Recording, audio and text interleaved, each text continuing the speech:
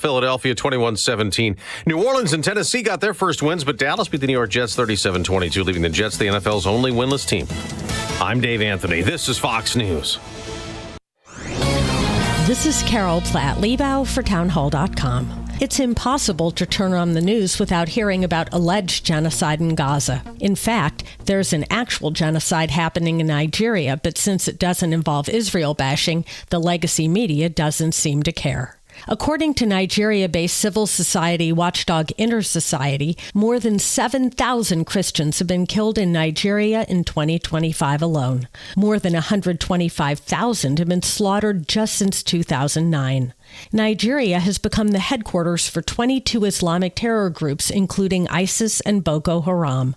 The attacks on Christians are said to be shocking, with men being murdered and the women kidnapped and brutally raped. It's time for the U.S. to designate Nigeria a country of particular concern, along with the economic sanctions and diplomatic measures that can entail. The genocide of Christians in Nigeria must end. A large retail store just canceled a huge order, leaving MyPillow with a ton of extra MyPillows. But you know what?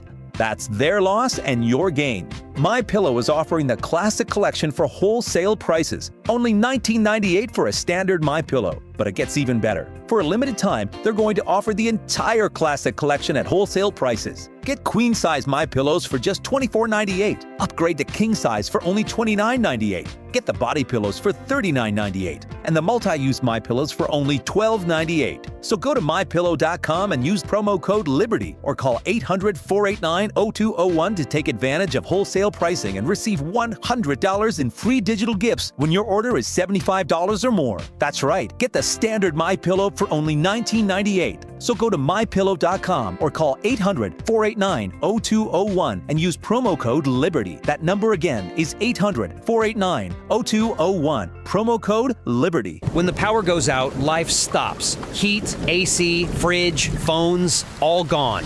But with a Generac home standby generator from True Power Generator Service, your home powers back on automatically, so you're never left in the dark. Book your consultation today at TruePowerGenerator.com. That's TruePowerGenerator.com. Plus, 560 listeners get a free 10-year extended warranty. Terms and conditions apply. Call for details. True Power Generator Service and Generac. It's not just a generator, it's a power move. You ever wonder why Verizon charges twice as much as Pure Talk for the same basic service? Think it might have something to do with the fact that Verizon spends $12 billion a year on advertising and promotion. That's billion with a B. Yeah, Pure Talk doesn't spend that kind of money on commercials. That's why they can offer unlimited talk, text, and plenty of data on a blazing fast 5G network for just $25 a month. Save an additional 50% off your first month when you dial pound 250 and say the words micro. That's pound 250, micro. It's Cybersecurity Awareness Month, and LifeLock is here with tips to help protect your identity. Use strong passwords, set up multi-factor authentication on your accounts, report phishing, and update your software on all your devices. And for comprehensive identity protection, LifeLock is your best choice. LifeLock not only alerts you to suspicious uses of your personal information, but also fixes identity theft, guaranteed, or your money back. So stay smart, stay safe, and stay protected with a 30-day free trial at LifeLock.com. Use the promo code BECK. Terms to apply. Scott Jennings is safe from left-wing lunacy. Marking myself safe from that nut, Keith Olbermann, the poster boy for left-wing outrage, the poster boy for complete broken brain progressivism, threatening me, of all people. Unbelievable. But we're safe. The Scott Jennings Show. Weekdays at 1, right before Hugh Hewitt at 2 on AM 560. The Answer. It's October 6th, and this is your Fox Daily Snapshot. Today is World Cerebral Palsy Day. The day gives families the ability to find better ways of handling cerebral palsy and help spread awareness about the facts that come with the disorder. On this day in 1979, Pope John Paul II is the first pope to visit the White House, meeting with President Jimmy Carter in Washington, D.C. The two men agreed to speak not as diplomats, but as Christian brothers. Born on this day in 1955, Tony Dungy, the first African-American head coach to win a Super Bowl in 2007, enshrined in the Pro Football Hall of Fame in 2016. As I joined Fritz Pollard as the second African-American coach in the Hall of Fame, I feel like I'm representing those 10 men and all the African American coaches who came before me and paved the way. He also won a Super Bowl as a player with Pittsburgh in 1979. I'm CJ Papa. That's your Fox Daily Snapshot. Hi, Dan Proft here. Data shows that boys make up more than 1/3 of those exploited in the sex trade.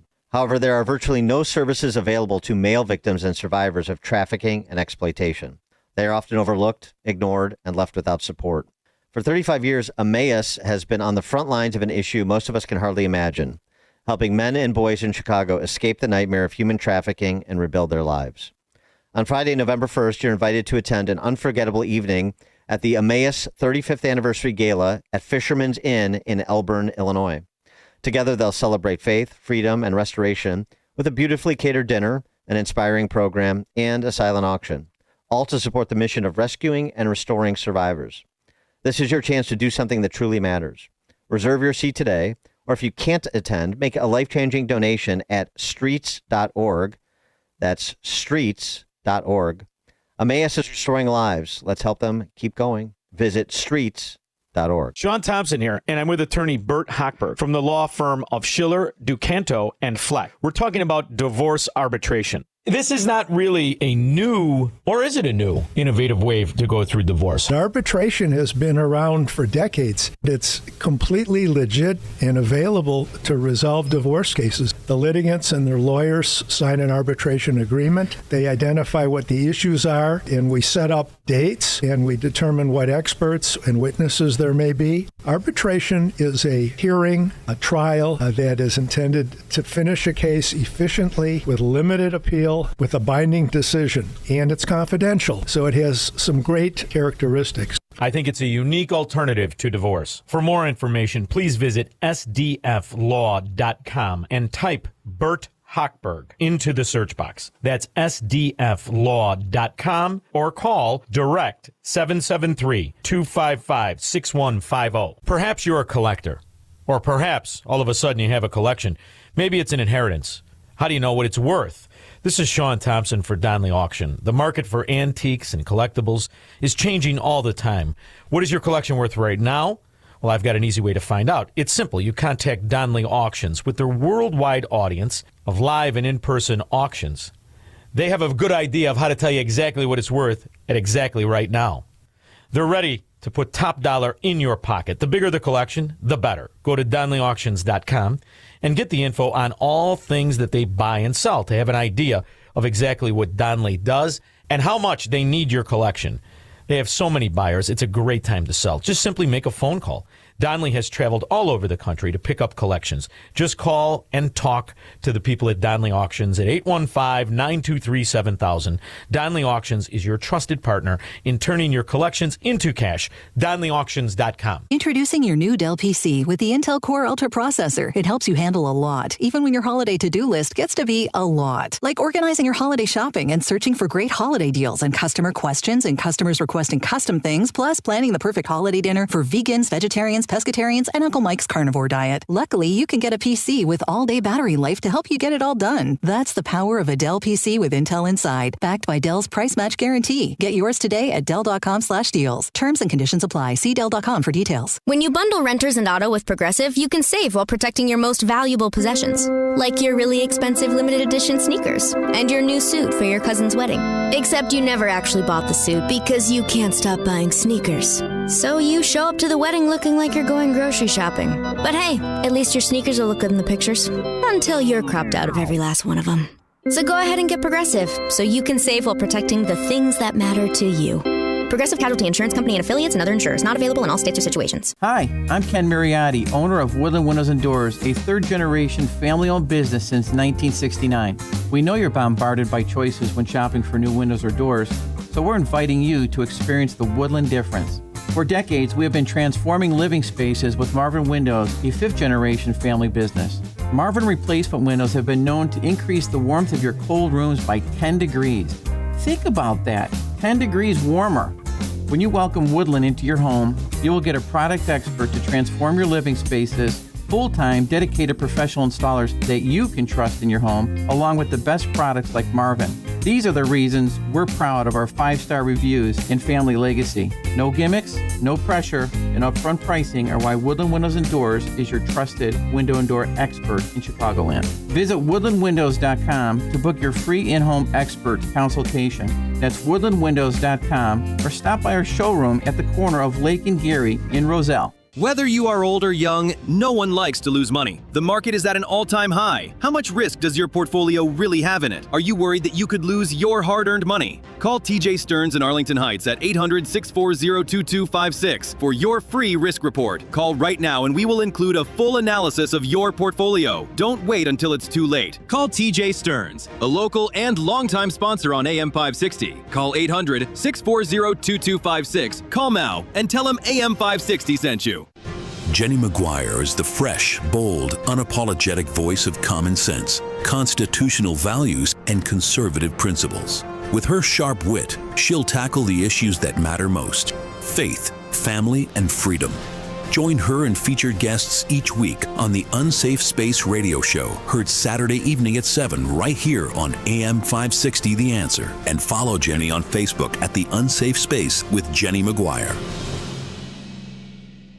Hey Chicagoland, your trusted friend Jeff here from JeffBuysYourHouse.com. Over the past few months, I've shared how our veteran-led team serves Chicagoland homeowners. Today, I want to share with you what your neighbors are saying about working with us. Like Mary in Downers Grove, who wrote, "They listened to my concerns about moving from my home of 30 years and created a timeline that worked for me." Or Tom and Carol Stream, who said, "Their team helped me sort through 40 years of memories with respect and patience." This is why hundreds of your neighbors have given us a 5-star Google review and an A+ rating with the BBB. We don't just buy houses. We help people through life's transitions with understanding and care. No repairs needed, no cleanout required, and always on your timeline. Ready to work with the home buying team your neighbors trust? Sell your house to the trusted source by calling us at 630-895-9530. That's 630-895-9530 or jeffbuysyourhouse.com. The following advertisement includes a celebrity impersonation. You know, nothing beats the comfort of a perfectly heated home. And when it comes to heating your home, Air Right Heating and Cooling does it the best. And they love our country. Beautiful people. Air Right Heating and Cooling is fast. When your furnace breaks down, they'll fix it right away. Just like that. Big time results, no waiting around. You get the job done right. And let's face it, who doesn't love being warm, right? It's beautiful. When it's freezing, I crank up that amazing furnace. Burn, baby, burn. Trust me, you'll say, wow, I've never felt this warm in my life. If you like keeping your hard-earned money, then contact Air Right Heating and Cooling. Tell them AM 560 sent you, and right now you'll receive $56 off any service. Unbelievable. Visit Air Right Heating and Cooling today at AIR-RITE.com. Again, that's AIR-RITE.com. Air Right Heating and Cooling. Doing it right since 1959. When it comes to industrial coating and finishing, cutting corners isn't an option. That's why leading manufacturers across the Midwest trust D&D Industrial Coatings in Racine, Wisconsin. From powder coating and liquid painting to blasting and custom finishing, D&D Industrial delivers top-tier protection and performance, fast, precise, and built to last. With over 40 years of experience, ISO-certified processes, and state-of-the-art lines, D&D handles everything from OEMs and petrochemical to agriculture, marine, construction, medical, and government specs. Family-owned, nationally trusted. Whether it's a short run or high volume, your parts are in expert hands, finished on time and finished right. Visit them today, ddindustrial.net. Again, that's ddindustrial.net. Or call them at 262-637-0686 to get your custom quote today. Again, that's 262-637-0686. D&D Industrial Coatings, engineered to protect, finished to impress. It was a typical day. You were doing the usual, but then you met up with a friend at Weinstock Market and Lounge in Woodstock. Wow! The small-town charm and turn-of-the-century building set the tone for a classic outing. Their charcuterie pleased your palate like you never imagined. The Chicago beef sandwich made your taste buds dance. And the hand-selected wines from small vineyards around the world, so perfect. All paired with amazing live music. Weinstock Market and Lounge changes your day from ordinary to extraordinary. Winestock Market and Lounge, voted McHenry County's best wine shop and best of Fox 2 years in a row. Open Tuesday through Saturday, 3 p.m. till 11 p.m. Live music on weekends. Open mic nights on Tuesdays. Enjoy the fresh baked pizza and Chicago beef sandwiches. Wine favorites from Italy, New Zealand, France, and California. And a full menu of handcrafted cocktails. Plan a trip to Winestock Market and Lounge on the square in downtown Woodstock. Mention AM 560 and receive 10% off any purchase. Salem News Channel is America's fastest growing conservative TV network. It's an absolute crazy day. Home to the largest lineup of free speech champions anywhere. Delivering in-depth insight and unapologetic opinion on today's biggest news stories. Americans aren't going to put up with this anymore. SNC brings you the news that matters, told with integrity and clarity. Watch Salem News Channel free 24/7 on your television. Stream now on Pluto TV.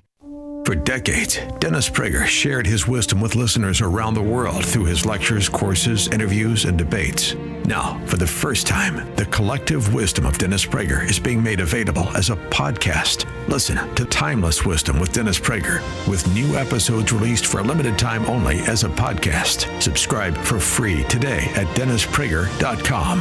That's Timeless Wisdom with Dennis Prager, exclusively at DennisPrager.com. Now, your official weather forecast.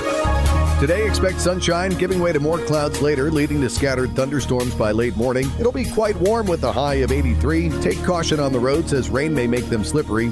Tonight, skies will remain cloudy with a few showers and a chance of thunderstorms. Temperatures will drop to a low of 59. I'm meteorologist Jason Caterina on AM 560, The Answer. Get the latest weather, traffic, and news updates online at 560theanswer.com. Portions of the following show may be pre-recorded. This hourly segment is brought to you by Scott Tucker Solutions and his show Retirement Decoded. Sunday mornings at 8. Learn more at scotttuckersolutions.com. Now, from the Signature Bank Studios, this is Chicago's Morning Answer with Dan Proft on AM 560. The Answer.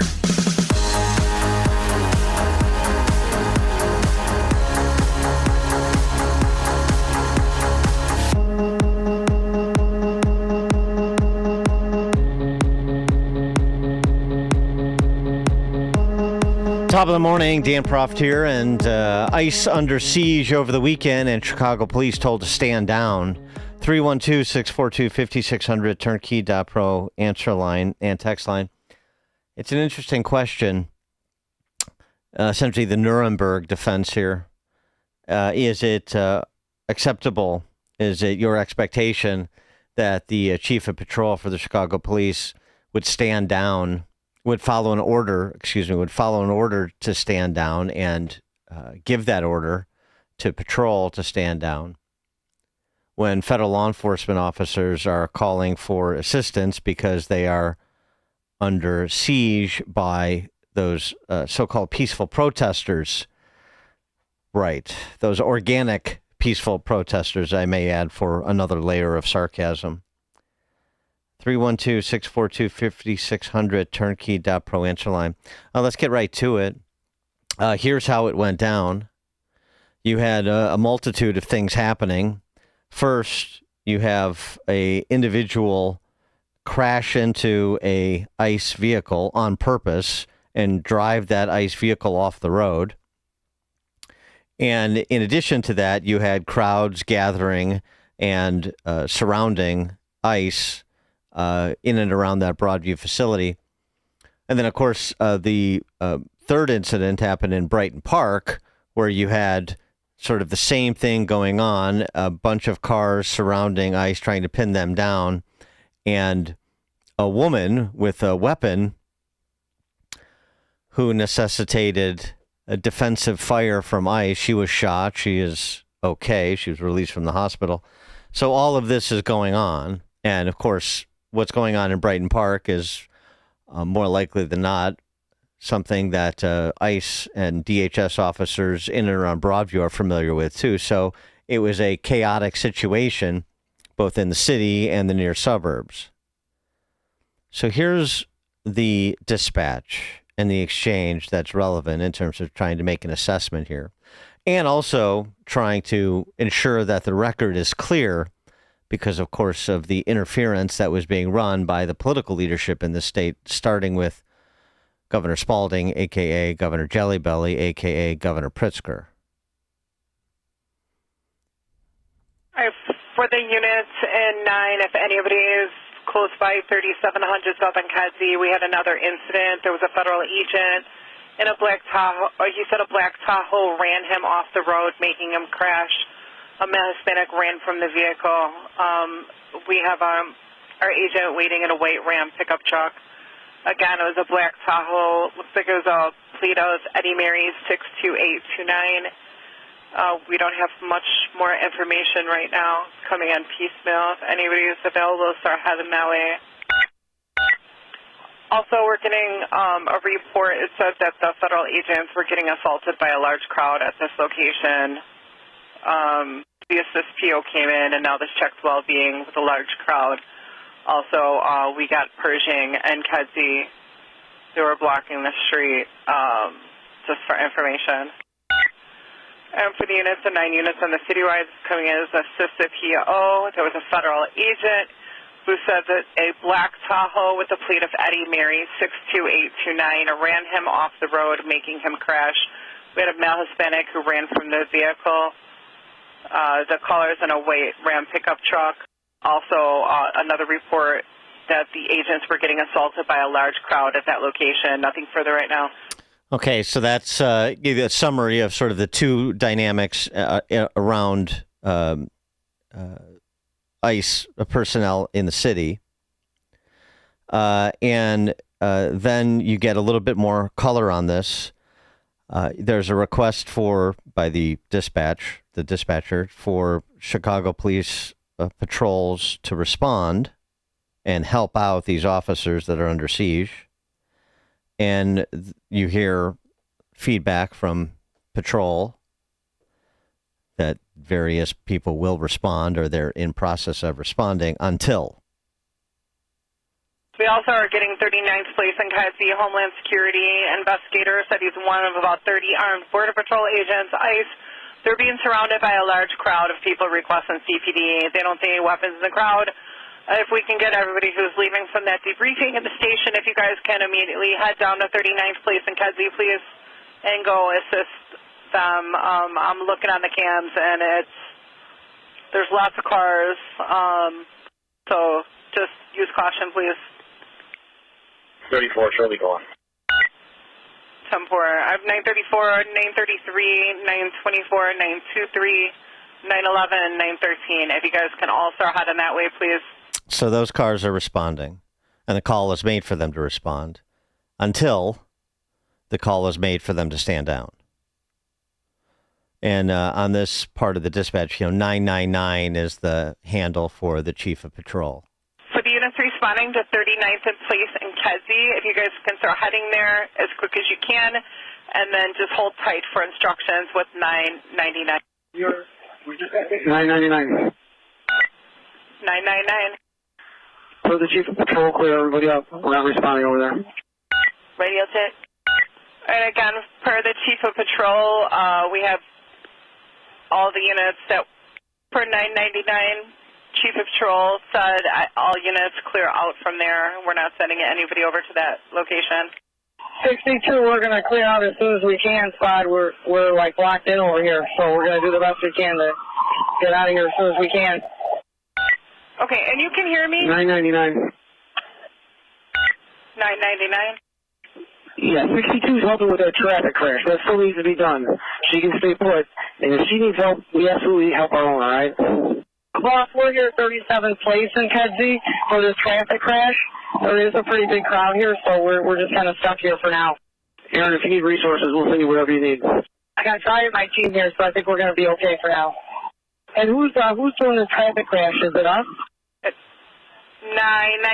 is that supposed to be assigned to a 9th District car? Yeah, copy that. Assign a car and send them over. Get the information they need and get them the hell out of there. 62, we'll get all the information we can to get to the car, and then we'll stay here with them. Again, those are the orders we're being given. All right, and 999, just to confirm, 39th place in Kedzie, they were saying that they were being surrounded by that large crowd, and they were requesting the police were not sending. I'm waving off all of the cars heading to 39th Place in Kedzie. Again, those are the orders we're being given. 312-642-5600, turnkey.pro answer line. Those are the orders we're being given. First, we were going to respond in aid of federal law enforcement officers, and we were given orders. It's clear as can be. We were given orders to stand down. So John Hine, who is the chief of patrol and is getting some heat over this online from what I've seen, is the one who gave the order. But as you heard him, those are the orders were being given. He clearly wasn't ecstatic about it. He was doing what he was told, following the chain of command. And the question is, in a situation like that, where potentially the lives of federal law enforcement officers are on the line, should he have defied the order he was given from above and allowed those patrol cars to respond to aid those federal law enforcement officers? 312-642-5600, turnkey.pro answer line. Jim on the south side, who's retired police, as I understand it. Morning, how you doing? I'm retired Chicago police sergeant. I listened to the whole thing, and basically 999 is a watch commander, could be a lieutenant or captain in charge of the watch in the 9th District, and he got orders from the downtown 35th of Michigan, and probably got orders from the mayor's office. But, you know, it's apprehensible that a police officer, regardless of what uniform they're wearing, is calling for help and not going to get him assistance. It's absolutely terrible. If departments or fire departments, police departments start picking and choosing who they do their job for because of some order from above, which is not a good order or a correct order. The governor in Pennsylvania, it was terrible when his house was burned. What if the firefighters say, well, we're from Mega. You know, we're going to let it burn. And if you get killed, well, that's okay, Governor. That's a terrible thing that happened to Governor in Pennsylvania. It's terrible what's happening with these ICE officers. And until something like that happens, like J.B. Pritzker and Johnson are just so set in their ways. They can't see anything, but they hate Trump, and they want to get him out of office because they want to go back to the old way of doing things where they're in control and power. And that's just my humble opinion, but I think it's absolutely disgusting. It's a bad precedent that they're setting by doing this. No question. So let me ask you, do you think that the watch commander or the chief of patrol should have defied the order that came down from above in that circumstance? Again, we're Monday morning quarterbacking and everything else, and it's always easy to do in a police shooting and everything else. But you know, it's a terrible thing that you have to have such an outrageous order, and the superintendent of police, you know, all the exempt ranks, when they are given the exempt position, sign a FAR form saying that they're going to be resigning the position if they city so desires to be gone in a second.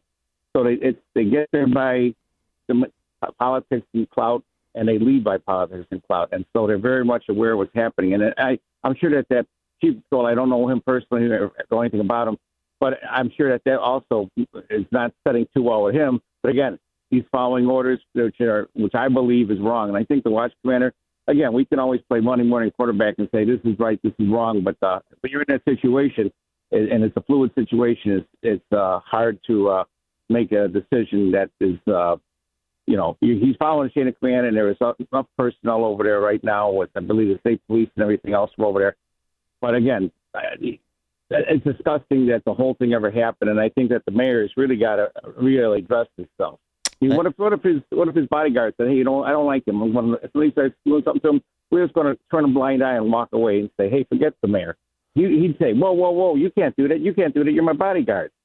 So, you know, until those idiots, and that's what I think they are, idiots in the government begin to get their head out of their ass, then it's going to continue to be this nonsense, and it's going to be a dangerous situation for everybody involved, citizen and police officer alike. And again, that's just my whole opinion. Thanks for the call, Jim. I appreciate that. Appreciate the perspective of former law enforcement. We'll get more of your calls on this, whether or not the Nuremberg defense here just following orders is sufficient in this circumstance. It's understandable that you back the play that CPD officers, you know, essentially CPD brass made to follow those orders rather than to render support for federal law enforcement under siege from these organic, mostly peaceful protesters, we're supposed to believe. More calls, 312-642-5600, turnkey.pro answer line 538. Now we check the headlines. Good morning. It is 65 degrees in Chicago on AM 560 The Answer. I'm Stace Keene in the AM 560 newsroom. President Donald Trump is deploying 300 National Guard troops here to Chicago.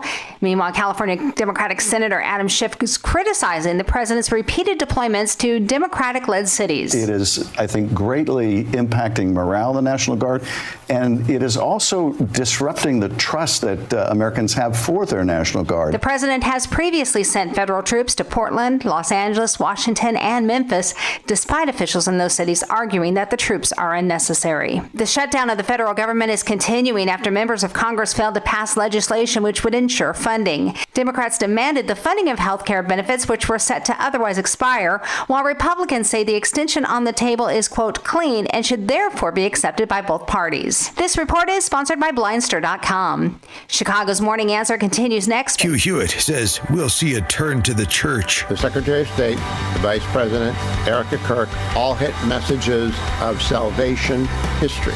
I think it will have a massive impact, but I'm begging the ministers of word, whatever your denomination, to preach openly and welcomingly to the people who come. The Hugh Hewitt Show, afternoons at 2, right before Sean Thompson at 4 on AM 560. The Answer.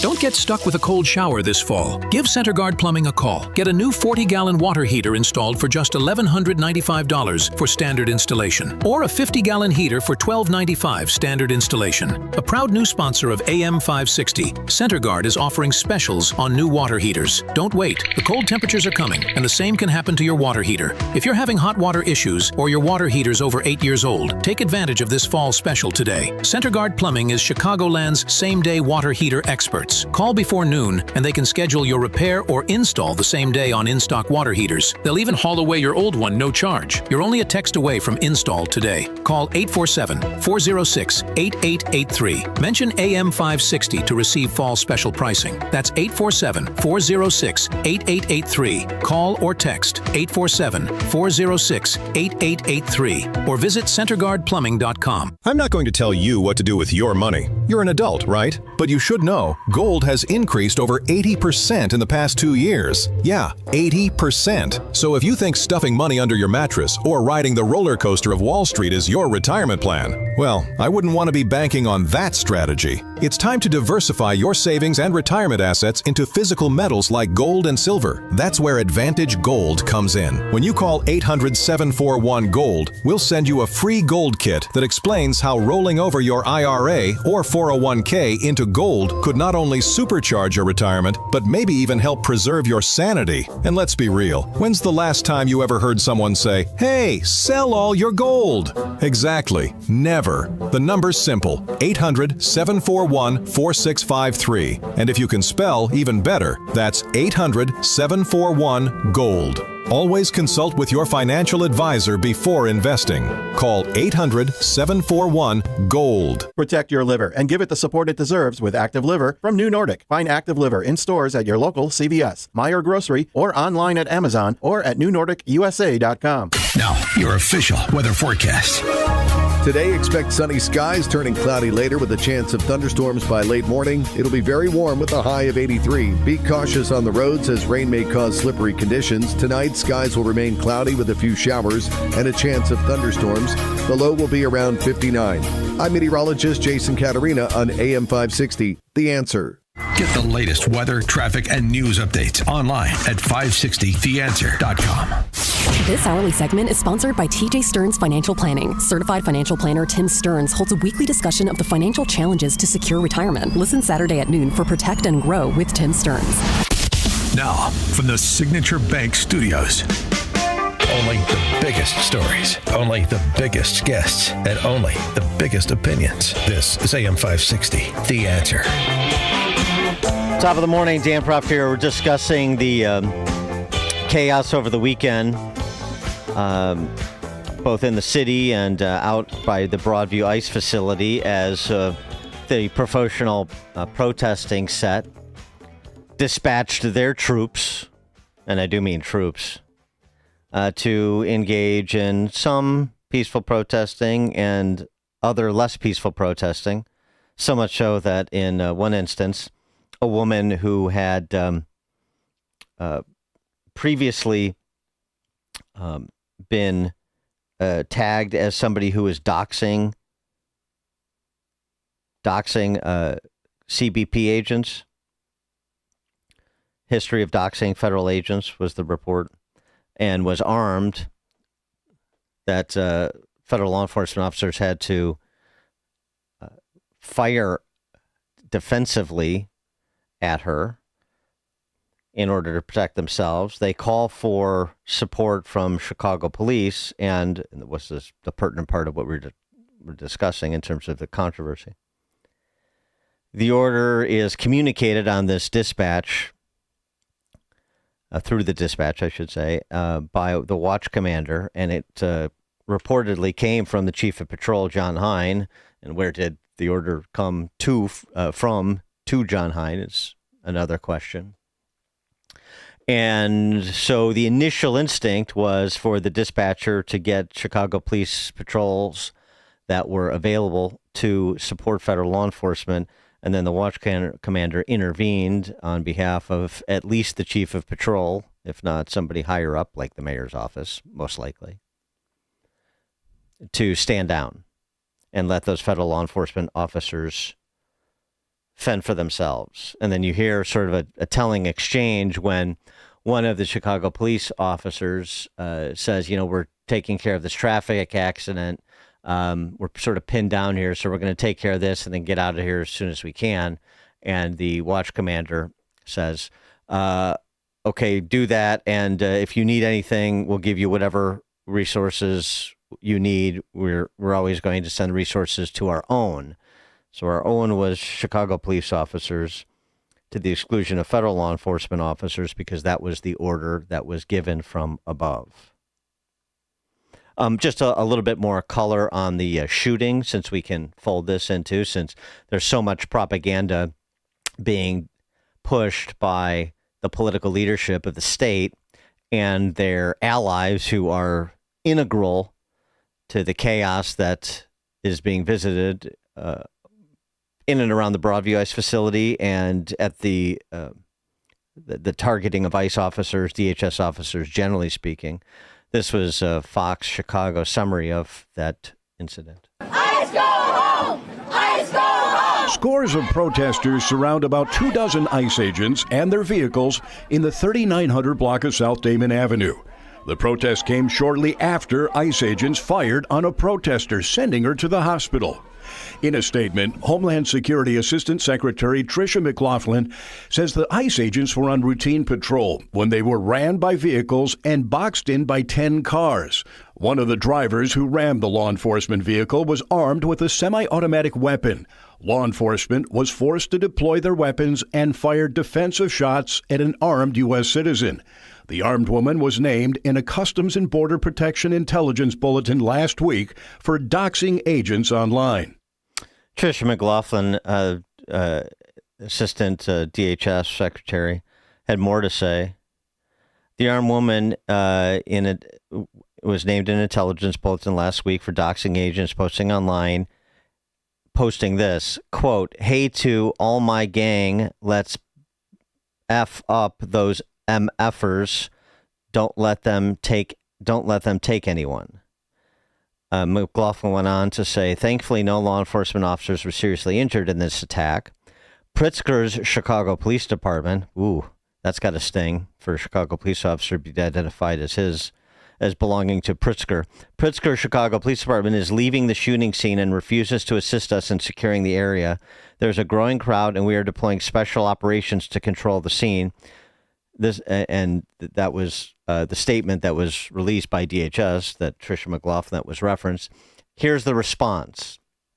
Here's the, let's live in two different universes agitprop that you get from Pritzker, Brandon Johnson, and their water carriers like Brandon Lee from the Illinois Coalition for Immigrant and Refugee Rights. ICE and DHS are known to lie about the nature of their operations, and their statement today is totally inconsistent with our observations of what was happening in the community. We did not witness or participate in any boxing in, as described by DHS. What we observed was federal agents crashing into a car, crashing into a civilian vehicle, causing a multi-car collision on Kedzie, ICE firing bullets into a car, shooting at least one person. Yeah. Well, you heard on dispatch, the dispatch that we played, the dispatcher, what she saw on her cameras in terms of the cars boxing people in and so forth, that she was calling for patrols to respond to on behalf of those federal officers that were getting boxed in. So there's one example. And the nice thing about Governor Spalding, a.k.a. Jelly Belly, a.k.a. Pritzker, is that he'll do some of the prevaricating himself. He won't just rely on his allies. On with Jake Tapper. What happens in these sorts of incidents is typically ICE puts out a press release before anybody else can speak with the press, and then it gets reported on social media and elsewhere. Remember, these are the same folks who killed a person, unarmed person, just a couple of weeks ago in Franklin Park. At first, they said that the officer had been threatened with his life. The reality of it and the truth of it has now come out, and that wasn't the case. They killed somebody. So here, it's really hard to know exactly what the facts are, and they won't let us access the facts. They are just putting out their propaganda, and then we've got to later determine what actually happened. Right. So we know what actually happened, and what happened in that Franklin Park case still doesn't make it a bad shoot. The idea that the officer that was threatened by the individual who they were trying to take into custody, who was here illegally, that he was threatened because the guy tried to use his vehicle as a weapon. Just because he wasn't severely injured didn't mean he didn't have a reasonable fear of major bodily harm, making his response to the threat of being run over appropriate. But of course, that's all lost in the propagandizing by J.B. Pritzker, while he calls ICE the agency sort of categorically liars, just as his friends do. Something else, too. I mean, this is a guy who's called ICE terrorists, that cruelty is their point. He's also just tweeted at the end of last week, ICE is running around Chicago harassing people for not being white. That's what he thinks ICE is doing. So tens of thousands of federal law enforcement officers are racists and they're terrorists who have been deployed to inflict cruelty on people who are not white. That's their story. Just to be clear about what the claims are here so that we can litigate them. 312-642-5600, turnkey.pro answer line. Getting a lot of text to the question of whether or not CPD somewhere in the chain of command should have defied the order that was being given and responded to aid those federal law enforcement officers. Text from 847. Chicago has hit a new low. Text from 815. The officer said she's out and we will absolutely help our own. Well, I got news for them. The National Guard is our own and the illegals aren't, so blank off. Yeah, well, so this puts additional context into the 300 Illinois National Guardsmen activated by the president against the wishes of Spalding, a.k.a. Jelly Belly, a.k.a. Pritzker, doesn't it? And it shouldn't come as a surprise. I told everyone listening 3 weeks ago, we got wind of a Cook County Sheriff's Police briefing where it was communicated to rank and file Cook County Sheriff's Police, we will not aid federal law enforcement officers. And it wasn't limited to in pursuit of their duties. It was generally speaking, if there's an incident where they require backup, we are not that backup. Not doing it. So why would it be any different for Chicago police in the sanctuary city of Chicago, in the sanctuary county of Cook, in the sanctuary state of Illinois? Of course it's not. So this was entirely anticipated. The question is whether somebody should break ranks and not go along with this. or is just following orders what you got to do to, protect your job and your pension, and we need to be understanding about that. Tom in Chicago, you're on Chicago's Morning Answer. Yeah, Dan, I'm a 30-year veteran of the Chicago Police Department. I was fortunate enough to go up in the ranks.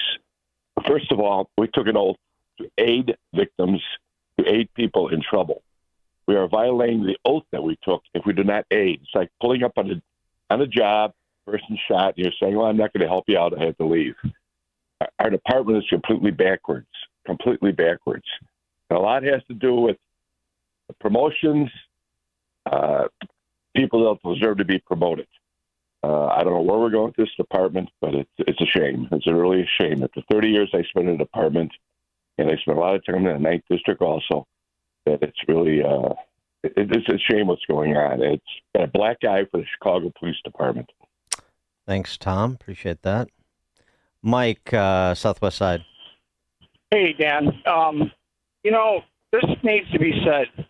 I was over in Broadview Friday night. I was one of 10 supporters. And the Illinois State Police, the Cook County Police, the Broadview Police, and the surrounding departments have sent officers to control that vile mob. Their professionalism was off the charts. They even told us, don't worry, if they start coming at you, we will protect you. And every time that mob got out of hand, jumped in the streets, tried to stop the officers or even the attorneys coming in and out of the facility, they pushed them back. And I think it's sick because all these protesters, they're all paid. And the funny thing I found about it, it's all white people. There's no Hispanics. You had some Palestinian people in there, but no blacks. It's all white liberals and they're paid protesters that are out here causing and agitating problems.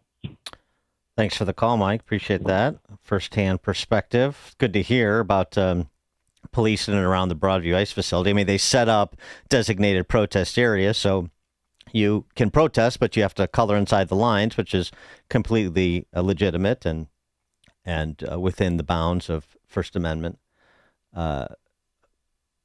time, place, manner restrictions for someone to air their grievances. But yeah, I mean, obviously he's correct about this. We see the organizations that are represented in the media. We know what they're doing. Press conferences with politicians, and the streets with politicians. That Alderhuman Jesse Fuentes got arrested for being obstreperous, as Tom Homan said would happen. You get in the way of federal law enforcement officers conducting their lawful duties, and you're going to be arrested. I don't care if you're a public official or not. So she FAFO'd. But still, the state of affairs here, where now we know what we heard, that, local police are not going to help out federal agents under siege by some of the worst elements in the region. A little concerning when there's been incidents of violence, a dozen or so arrests over the weekend, and frankly, like with that SUV that ran that ice truck, did run that ice truck off the road, that you heard also discussed on dispatch, and there's video of it too, could get a lot worse. Especially when you have politicians like Spalding, a.k.a. Jelly Belly, a.k.a. Pritzker, and BLM Brandon fanning the flames as they are and continue to. Matt, Mount Greenwood. Hey, Matt. Mount Greenwood. Oh, once, twice. Okay. Frank, Board of Trade. When I was at the academy, I went on a ride along with Chicago. That was March of 73. We just left the station at 4 o'clock, and the first call of the evening was police officer down. 30 cars ride in a one-block area. in 3 minutes. These people should really consider whether they want to be in law enforcement. This is cowardice. It's disgusting. Thanks for the call, Frank. Joey, Door County. Yeah, I wonder if you guys can try and get Larry Snelling on to find out if he was involved in that chain of command at 39th Place. I'm going to see him in 2 weeks, and I'd like to know, because I'll get in his face. Well, it's kindly find out. Well, I mean, it's hard to believe that it would have come from the mayor's office and skipped over Snelling directly to the chief of patrol. It's hard to believe that he would not be apprised of that situation, given the exigency of the circumstances, in addition to the mayor's political supposed to be power. there too at the Valor Awards, and although he doesn't have the guts to show up the last 2 years, so we'll see. Thank you. Thanks for the call, Joey. I mean, I just have to assume that this came down from the 5th floor through Snelling through the hierarchy. Anything else would be sort of bizarre. Corey, Woodlawn. Hey, thanks for taking the call, Dan. You know, as an American, I feel completely trapped in this city. It's not even the fact that these people refuse to give us services in the neighborhoods that we live in, but now they're actively working for violent criminals from other countries, telling our federal law enforcement that they will not send them help if they need it. This is out of control. I think the citizens, at some point, we all need to stand up, march down to City Hall, and demand that Brandon Johnson come out of that room. This man is ruining this city. Thanks for the call, Corey. Well, again here, the National Guardsman called up, Illinois National Guardsman called up by Trump. This is to provide the backstop for ICE officers enforcing federal law that the local police have demonstrated that they won't provide. So that the argument about the posse comitatus law, the sort of appeals to the Constitution that are being made by these flim-flammers like Jelly Belly and BLM Brandon, really shaky ground after what happened this weekend. And the narrow cause here, the narrow purpose for National Guard to provide for the safety of federal law enforcement officers legitimately, lawfully conducting their duties when local police will not provide provide assistance. And frankly, I think there's a pretty good argument to make that local police are abrogating their duties when they're not responding to a person in need, that they are not aiding ICE in carrying out their duties by arresting citizens or non-citizens who are breaking state and local laws. That's their job. So this is where sort of what is aiding ICE in the performance of their duties is called into question. But certainly both are on solid ground to say federal law officers should be protected in the conduct of their duties, as should local law enforcement. And local law enforcement should enforce state and local laws, even in a sanctuary city, county, state. Tina, Joliet. Hi, good morning. I just wanted to say, what kind of message does this send to people like me and everybody else who's very vocal and out there and protesting on behalf of law enforcement and on behalf of, conservative values and when a politically motivated decision comes down that orders police officers to not even help their own? What are we to think when we need help? And the politics. And you have the wrong political position, is what you're saying, right? Exactly. We're going to end up like Portland. We're going to end up like the UK, where you're the enemy, and the bad guys to be protected at all costs. and one other thing, about 2 weeks ago, Destiny Ortez, a Democrat on the Will County board, stood up and gave a 4-minute diatribe about how ICE agents are racist and they're kidnapping innocent people off the streets of Will County. And, we have vilified good people to a point of danger now. I mean, honestly, I feel terrible for these poor guys. And now the message has been sent to them that in Illinois, you're not welcome here. The bad guys are the good guys. Thanks for the call, Tina. It is now 6 o'clock on AM 560 WIND Chicago. He wants to send troops to Portland, but can't yet. I'm Dave Anthony, Fox News. The place is burning down, and they pretend like there's nothing happening. President Trump's plans to send the National Guard to Oregon to deal with protests against his immigration raids put on hold. This federal judge in Oregon blocked the Trump administration at just about every turn over the weekend, first saying that Oregon National Guard troops couldn't help restore order, and then nixing an effort to send in troops from California and Texas. Now, California Governor Gavin Newsom, who celebrated posting this on X. The court granted our request for a temporary restraining order halting any federalization, relocation, or deployment of any Guard members to Oregon from any state. Trump's abuse of power won't stand. That's Fox's Doug Luzader. It is day 6 of the government shutdown, with President Trump blaming Democrats. They say it's Republicans' fault for not negotiating with them on the funding bill. Now, the president spoke to reporters before he went to Norfolk, Virginia to celebrate the Navy's 250th birthday. We're not politically correct anymore, just so you understand. We win. Now we win. In Egypt, Israel and Hamas are holding indirect talks with negotiators, considering the president's plan to get Israel to stop the war in Gaza, which continues with more attacks today. It could look like Hamas releasing 48 hostages, alive and dead. On the other side, Israel releasing up to 250 Palestinians who are now serving life sentences, as well as hundreds who have been detained in Gaza over the past 2 years of war. Fox's Steve Harrigan. They handed out the Nobel Prize this morning for medicine. The Nobel Prize is for their discoveries about peripheral immune tolerance, how our immune systems are regulated to attack harmful invaders like bacteria and viruses, not our own bodies.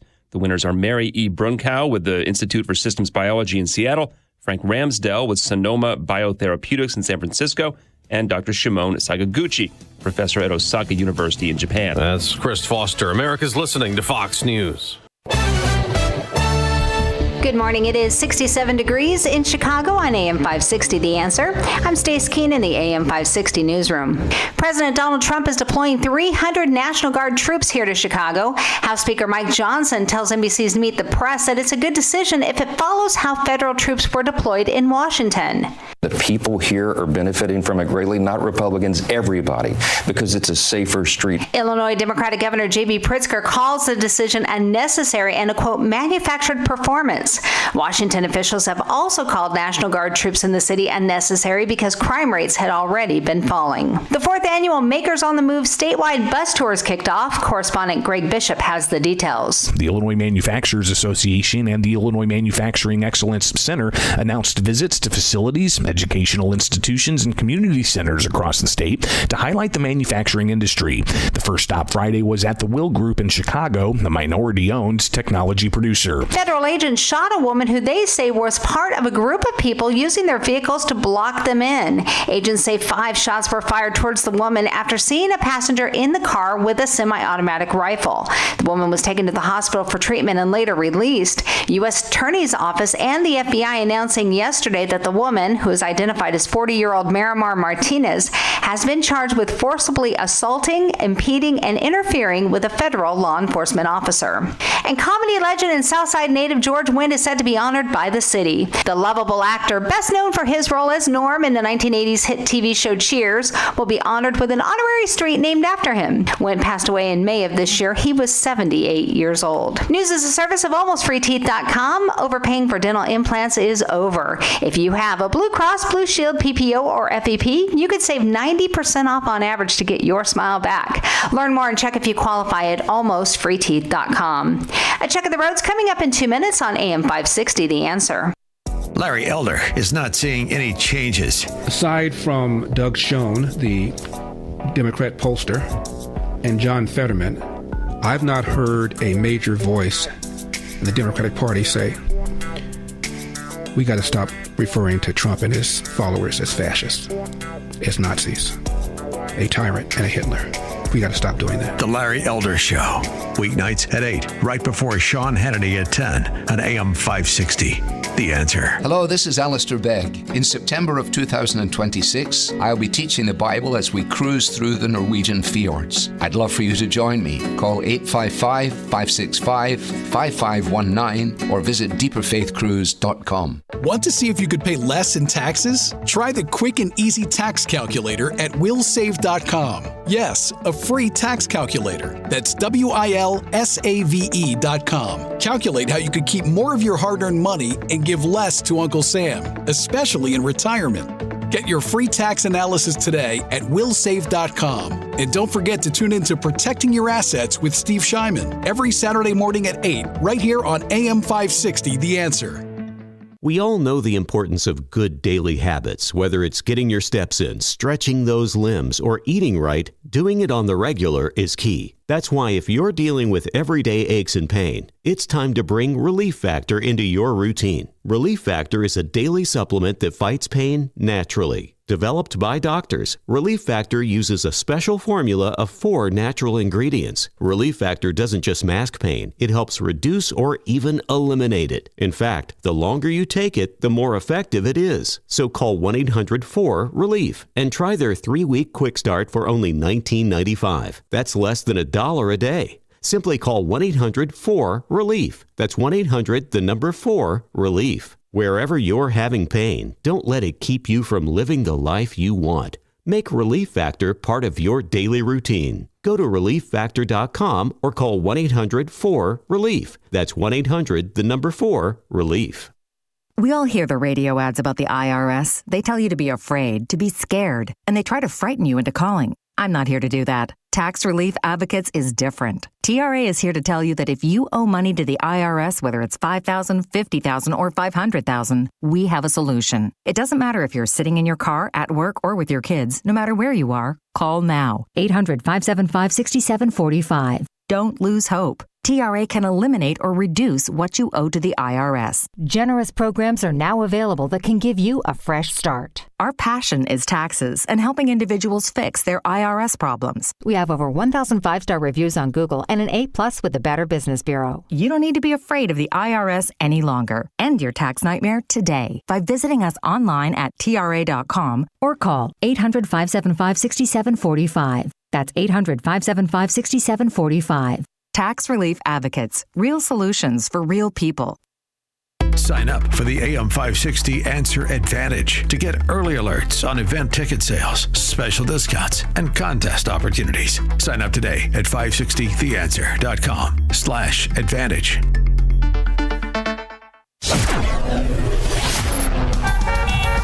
Taking a look at the roads from the Team Hochberg Traffic Center, I'm Sue Aller. Inbound on the Eden from Lake Cook to Montrose is 14, outbound is 13. The Kennedy inbound from O'Hare to the Burn Interchange is 26 minutes, outbound is 31. The Eisenhower inbound from Wolf to the Old Post Office is 13 minutes, outbound is 14. Inbound Stevenson from the Tri-State to Lakeshore is 18, outbound is 16. Now the Dan Ryan, we do have a problem on the outbound side. Inbound from 95th to the Burn Interchange is 18, outbound is 13. But the express lanes are closed due to an accident on the outbound side, and that's between the Stevenson and 31st Street. You are being forced into the local lanes. This report is a service of Surround Chicago. Chicago's Morning Answer continues next, but now a check of your forecast from the National Weather Service. Today, expect sunshine, giving way to more clouds later, leading to scattered thunderstorms by late morning. It'll be quite warm with a high of 83. Take caution on the roads as rain may make them slippery. Tonight, skies will remain cloudy with a few showers and a chance of thunderstorms. Temperatures will drop to a low of 59. I'm meteorologist Jason Caterina on AM 560, The Answer. Get the latest weather, traffic, and news updates online at 560theanswer.com. This hourly segment is sponsored by Protecting Your Assets with Steve Shyman. Listen Saturday mornings at 8. Learn more at willsave.com. Now, from the Signature Bank Studios, this is Chicago's Morning Answer with Dan Proft on AM 560. The Answer.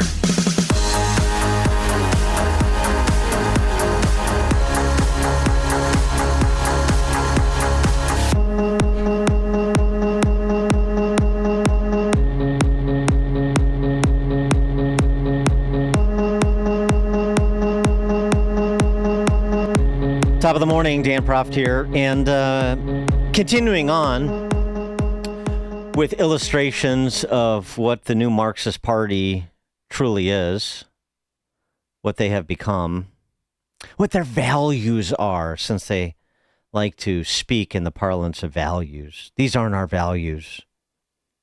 These are our values. What are their values? Well, one of their values is that violence is a legitimate means to political ends, as I keep saying, and I will keep saying it as long as they keep confirming that it's true. And this needs to penetrate the consciousness of the American public. Otherwise, things are going to get very violent. And that's not something I want, and it's not something anybody should want. But it is something many on the left not only want, they are acting in furtherance of it in real time. It's not just sort of a wish, but certainly it includes wishes.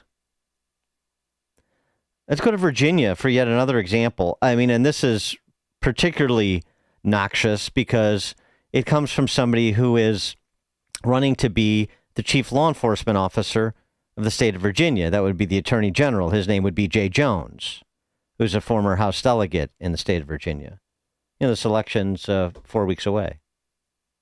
Virginia and New Jersey.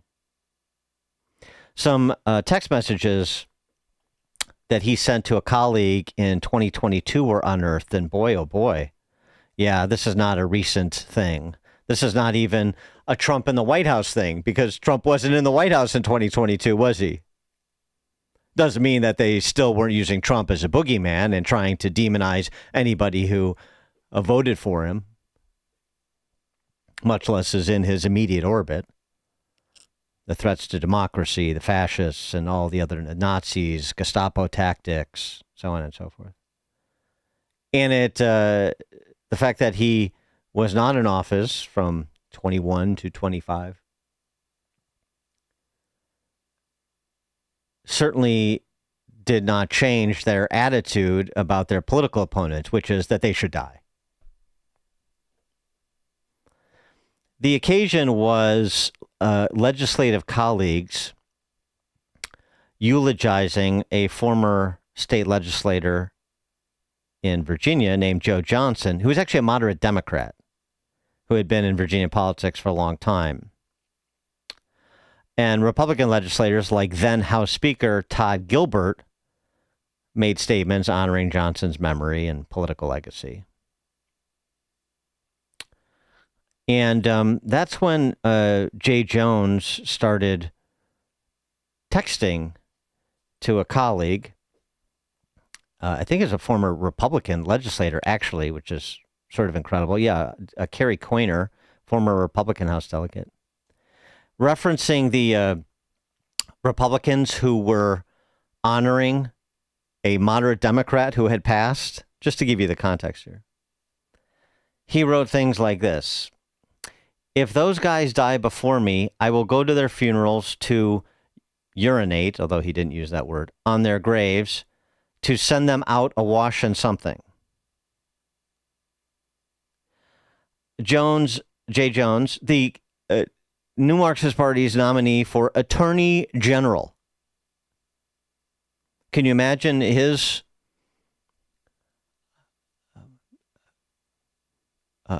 conduct as it pertains to the rule of law in the state of Virginia? Not just the fact that what you're about to hear, it gets much darker. And that's what he thinks about people who disagree with him politically. And this is what he thinks should happen to people who disagree with him politically. But that he is so brash, so arrogant, so stupid that he would memorialize these thoughts in writing.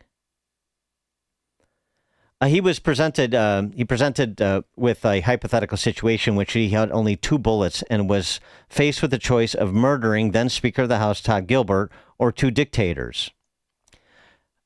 He'd shoot Gilbert, quote, every time, prompting pushback from his colleague, the former Republican delegate. Here's what Jones wrote: 3 people, 2 bullets, Gilbert, Hitler, and Pol Pot. Gilbert gets 2 bullets to the head. Spoiler, put Gilbert in the crew with the two worst people you know, and he receives both bullets every time. The colleague he texted that to, it really bothers me when you talk about hurting people or wishing death on them. It isn't okay no matter who they are. He didn't stop there. He also referenced then Speaker of the House's kids. And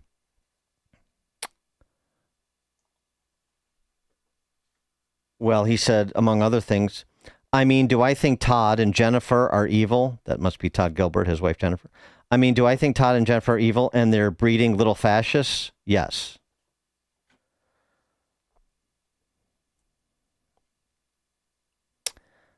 Um, 312-642-5600, turnkey.pro answer line and text line.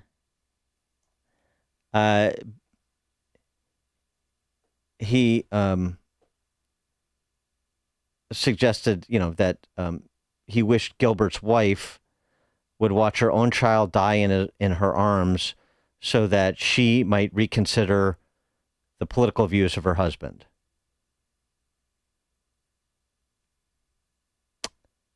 So wishing death on a political opponent and wishing that their children would die in the arms of your political opponent's wife. This is in addition to, if I had 3 bullets, who would I kill? And the Speaker of the House gets 2 bullets every time, as you heard me recite. That is your new Marxist Party nominee for Attorney General in Virginia. That has prompted calls for his resignation as a candidate, as you would not be surprised, from Glenn Youngkin, the governor, from J.D. Vance, from House Speaker Mike Johnson, Winsome Sears, and Jason Miyares, the gubernatorial nominee, the incumbent attorney general, and Republican nominee, are echoing that sentiment, unsurprisingly. It's enough that Jay Jones made an apology. And here it is. He sat down with a ABC affiliate in Northern Virginia and offered this in response to those texts. Million people. You said in that scenario, quote, 2 bullets, Gilbert would get 2 bullets to the head. What were you thinking? Tyler, thank you for having me and for giving me the opportunity to apologize. And I sincerely and from the bottom of my heart want to express my remorse and my regret for what happened and what I said. That language has no place in our discourse, and I am so remorseful for what happened. I actually reached out to Speaker Gilbert this afternoon to apologize to him and to Jennifer and to their children, because I know that they are angry and furious, and they are well within all of their bounds to feel that way, because what I said was unacceptable, and I accept responsibility for that. And I want them to know, and I want the people of Virginia to know, that I am so deeply, deeply embarrassed, and that I understand the gravity of what I said, and I am so apologetic for it from the bottom of my heart. In this election, you're asking Virginians to vote for a man who compared his political opponents to mass murderers. Isn't that type of rhetoric disqualifying for someone who's seeking statewide office here in Virginia? Well, the rhetoric has no place on our landscape, no place in our discourse, and again, for that, I am deeply, deeply sorry. I should have never done it. It's very embarrassing to me, and certainly I regret it. The National Review's article, which came out today, says after those text messages were sent to Carrie Coyner, you picked up the phone and called her. You said, according to the article, I'm quoting, Gilbert's wife could watch her own child die in her arms so that Gilbert might reconsider his political views. Did you say that? Bottom line is that the language is unacceptable. And again, I Yes. deeply, deeply, deeply wish that it hadn't happened. I have spent the entire day really regretting all of it. And I certainly wish that it hadn't happened. And I'm sick to my stomach when I read those words. And certainly they're objectionable, they're abhorrent, they have no place in Virginia, no place in this country's discourse. Yeah, he's as upset about it as anybody. He's as outraged about his conduct, the words that he used, as anybody. Not upset about it enough to resign, because, of course, the pursuit of power is the most important thing here. And, of course, why would he? There's no one in his party that is calling on him to resign. Not a single person that I'm aware of. And what would the response have been had Winsome Sears said something like that about her political opponent? Or anybody with an R next to their name? But you can wish death on your opponent. You can wish death on your opponent's kids. You can wish such explicit death on your opponent's kids that you want to see them die in the arms of your opponent's wife. But he's a rising star.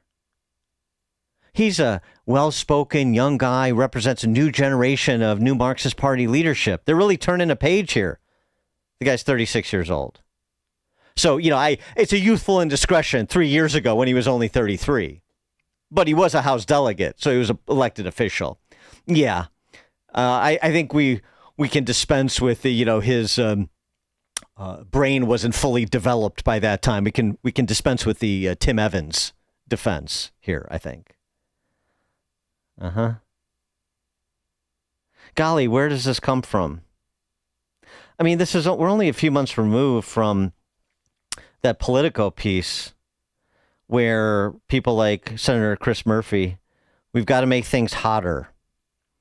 Yes, there are people who are angry at Democrats, but what I see now as a nation is the action is all focused in the end in one direction, stopping the destruction of our democracy. We've got to make things hotter. In the same piece, AOC, not business as usual, she reportedly said, we need to blow this thing up. Blow this thing up. Blow this place up, to be specific. Blow this place up, meaning the Capitol. I'm sure she would say she didn't mean that literally. No, of course not. Who would ever take anything that these new Marxists have to say in the light least favorable to them? And you had other legislators, members of the caucuses, the New Marxist Party caucuses in D.C., talking anonymously because they're afraid of their constituents, and there may be good reason they should be, because they don't adopt this sort of bellicose rhetoric, and bellicose is euphemistic, frankly. Wishing death on your opponent's kids is a little bit more than bellicose. That's a little bit more than, political gamesmanship and just using metaphors of war in discussion of politics. So it's a little bit beyond the pale, as Jay Jones now realizes, is because it's hurting him politically. And that's the most important thing, is to make sure that he's able to find his way across the finish line by demonizing Trump and Trump opponents and sort of, putting this ugliness aside with an apology. Did you say this? The important thing right now is I'm apologizing. Yeah, and it has no place. What I say has no place in our political discourse. If only I wouldn't have texted that. But those anonymous congresswomen that spoke to the Politico, we're talking about their constituents wanting them to do more, to really put in the fight, and explicitly said to the point of violence. Right. Yeah, we've seen it. We get it. Violence is an acceptable means to political ends for an not inconsequential segment of that new Marxist Party. And yet Jay Jones presents well as a bright young man with a University of Virginia law school degree who's going to provide that next generation of leadership for the Democratic Party and save our democracy and all those things. And yet, just a few years ago, he revealed, I should say, his actual character, his actual core, his actual small-mindedness, his actual intemperance, youthful indiscretion. Greg in Jefferson Park. Hey, good morning, Dan. Hope you had a good weekend. the only regret this guy's got is or he does regret saying it in a sense. And the only reason he regrets it is because now he's got to stand and try and defend it somehow. And it's an indefensible position. But not unlike the rest of these clown Democrats who are proposing the same kind of crap that this guy is. I mean, they're all in all the time for nothing but violence, and what's going on here in the city with ICE and all this other stuff is a perfect example of it. It's only going to get worse, unfortunately. But he regrets having to sit there and answer for his actions, but he doesn't care. His attitude hasn't changed one bit. Yeah. Have a good day, man. Thanks for the call. Right. I'm sorry I got caught. Yeah. As I said, it hurts him politically, so he's got to address the political fallout. And he apologized. Now he can reference his apology.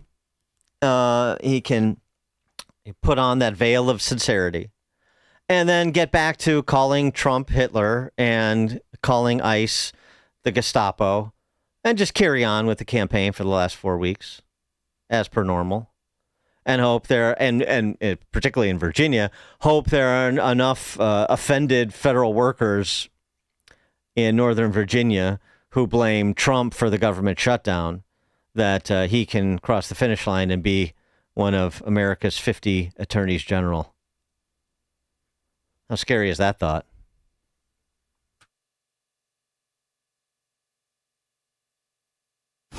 It's news, opinion, insight. This is Chicago's Morning Answer on AM 560. The Answer.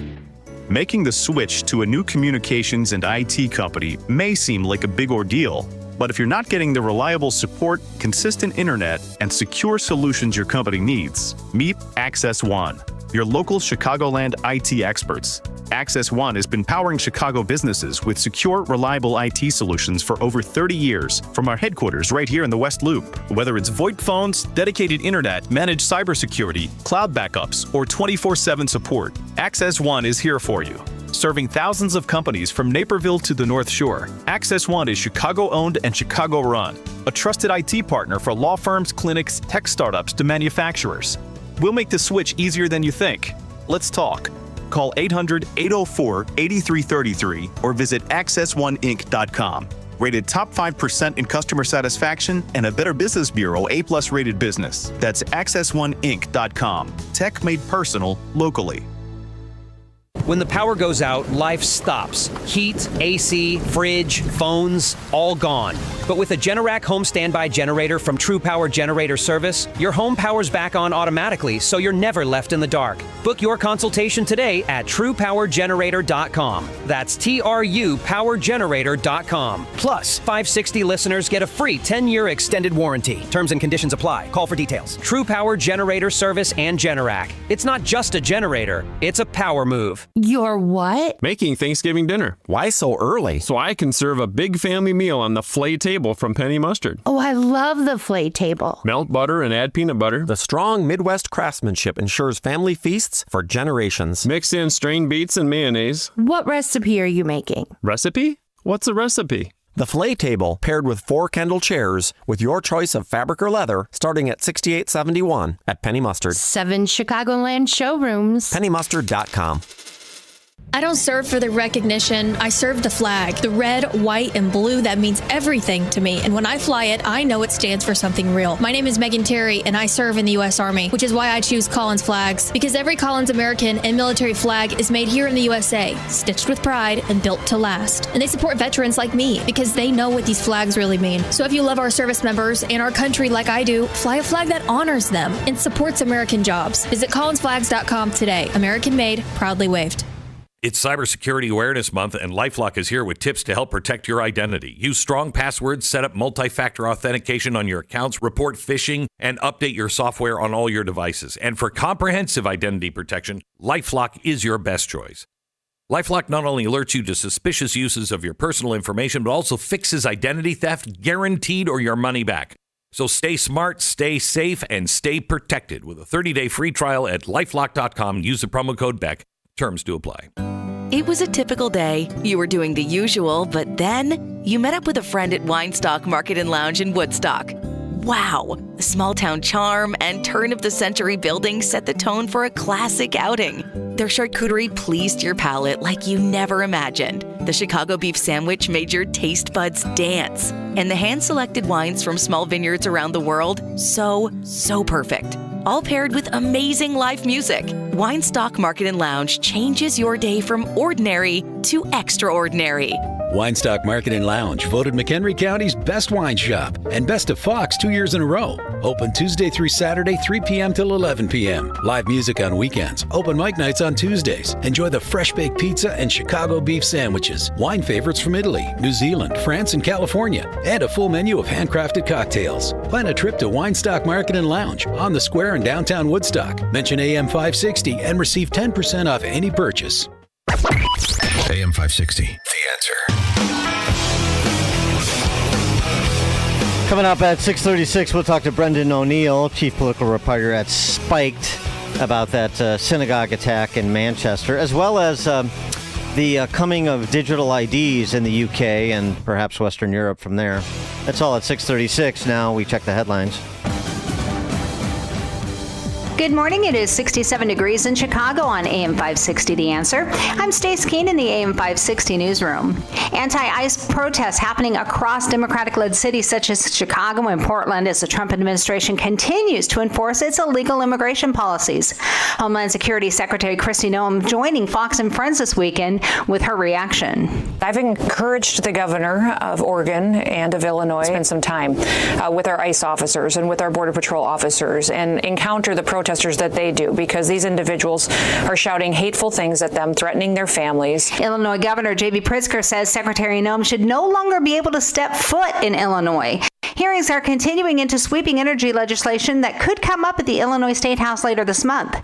Correspondent Greg Bishop has more on the story. The Illinois House Executive Committee met for a second time to discuss House amendments to Senate Bill 25, legislation modifying the state's energy policy. News is a service of AlmostFreeTeeth.com. Have you been getting high quotes for dental implants? With medical PPO insurance, it's possible to save 90% off on average. See if you qualify today at AlmostFreeTeeth.com, making smiles great again.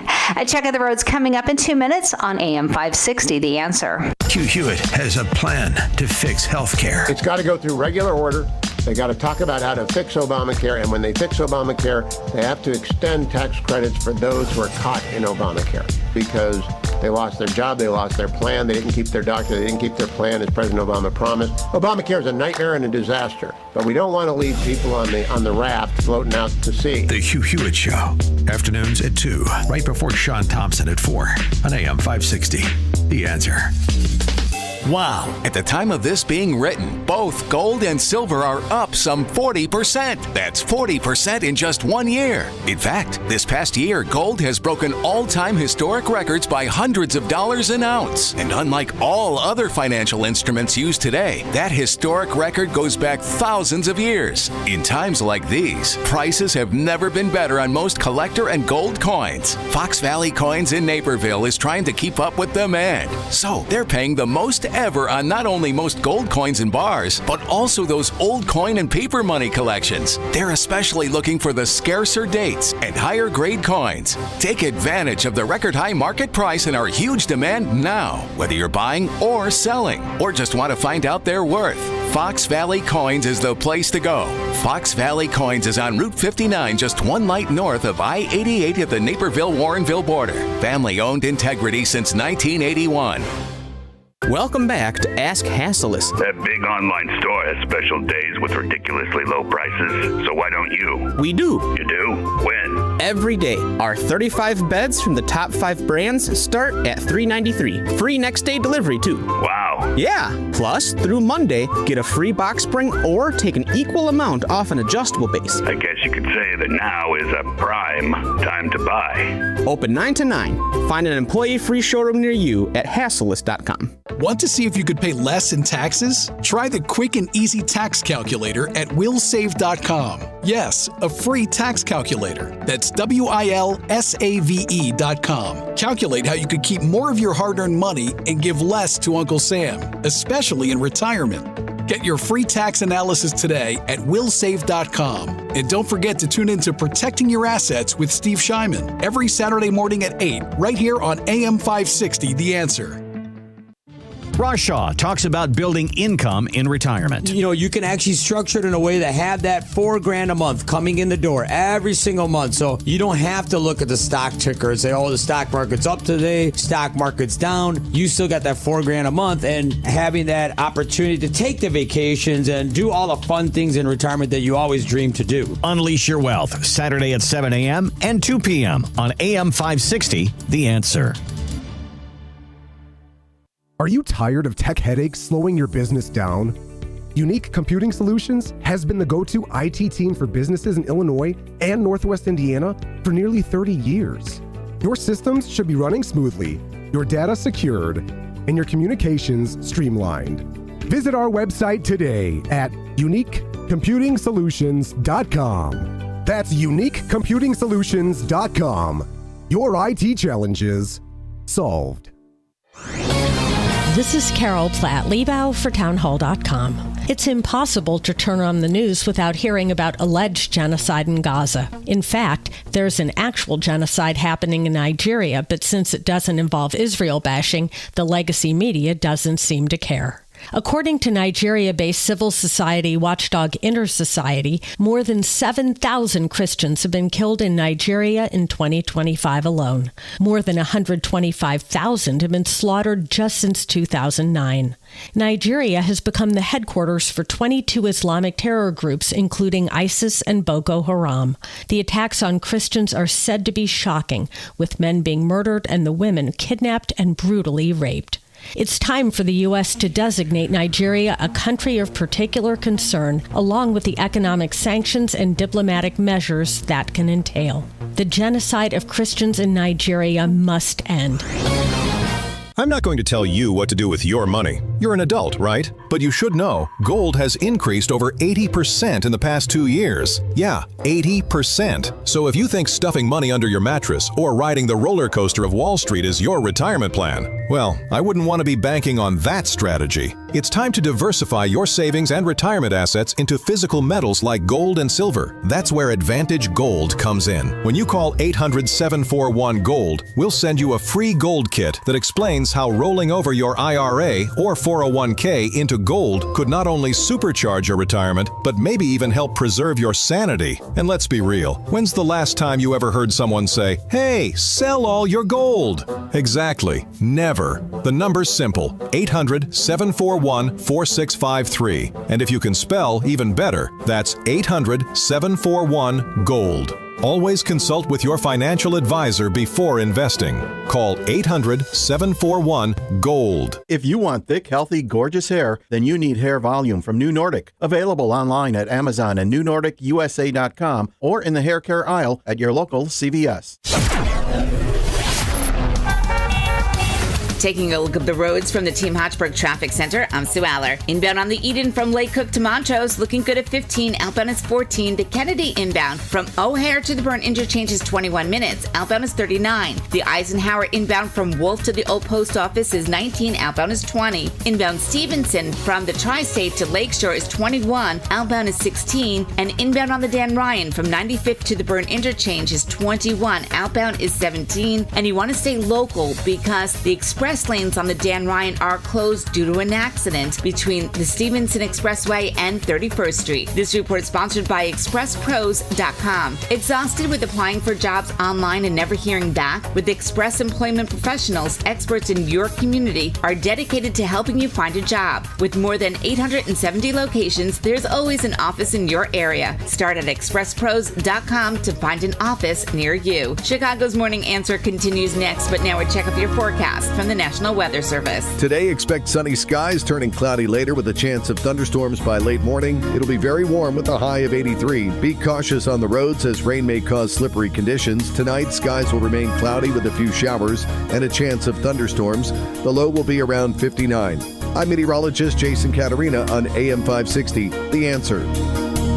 Get the latest weather, traffic, and news updates online at 560theanswer.com. This hourly segment is brought to you by Destination Retirement with Robert Kuhn. Sunday mornings at 11. Sponsored by Kuhn Capital Partners in Naperville. Now, from the Signature Bank Studios. If If you're looking for the latest news, insight into what it means, and the sharpest opinion, there's only one station in Chicago where you can turn, and it's this one. We're AM 560. The Answer.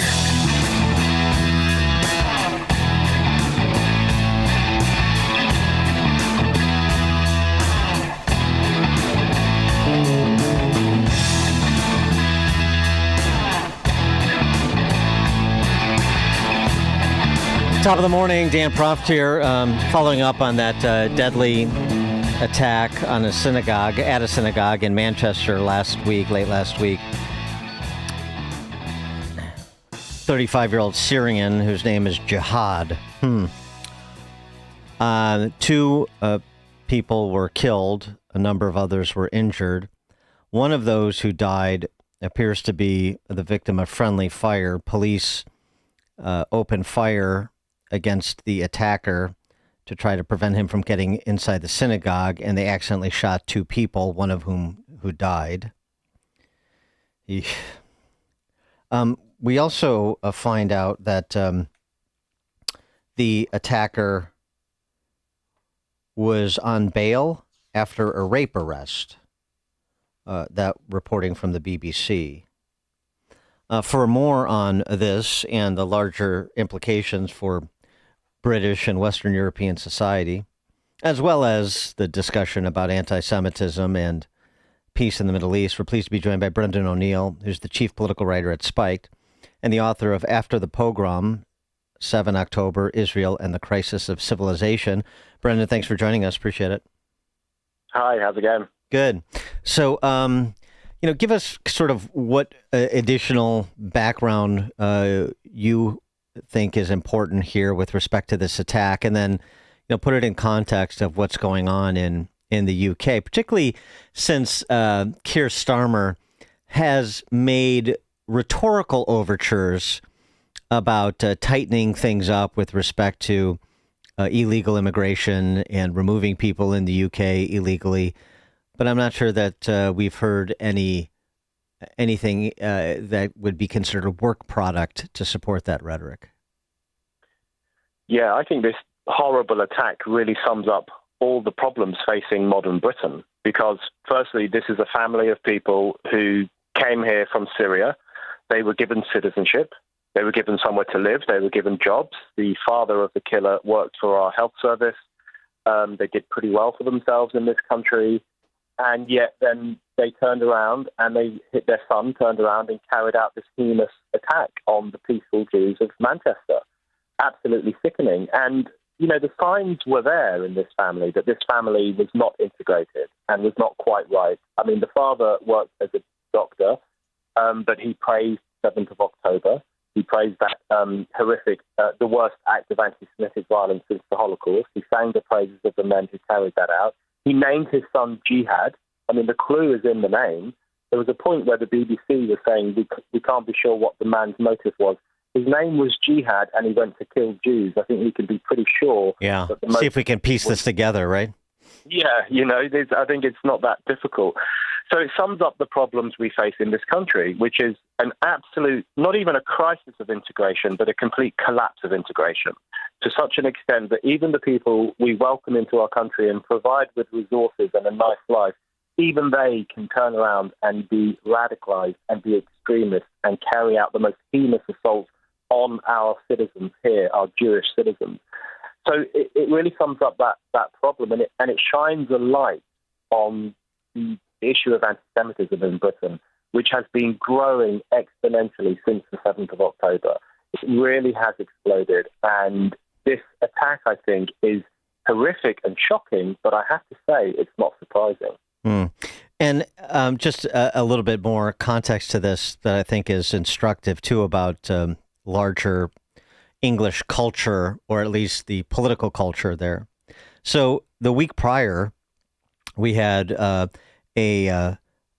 autistic man arrested by British police officers, and this was videoed. The arrest was videoed, and the exchange between him and the officers, which is why this got such attention.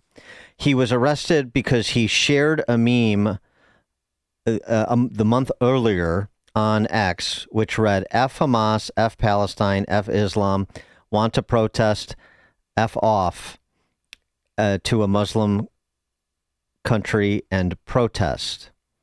This is an activist who has autism and Tourette's. This image generated hundreds of thousands of views, getting the attention of North Yorkshire officers who confronted this gentleman and his wife as a, quote, hate team, having concluded there are offenses there we need to explore, and there are concerns that he was spreading racial hatred. Now, that's, not the most appropriate language to communicate something substantive. I concede the point. But the idea that police rally to arrest this guy who shows really no indication of violence and there's no background here. And this guy, as you were saying, in terms of what we know about him, including the fact that he was on bail for rape, and the police are sort of nowhere to be found, or they're looking, they take a blind eye, or they take no interest in people that are posting and suggesting things that are very intemperate, if not outright violent, in the direction of Jews.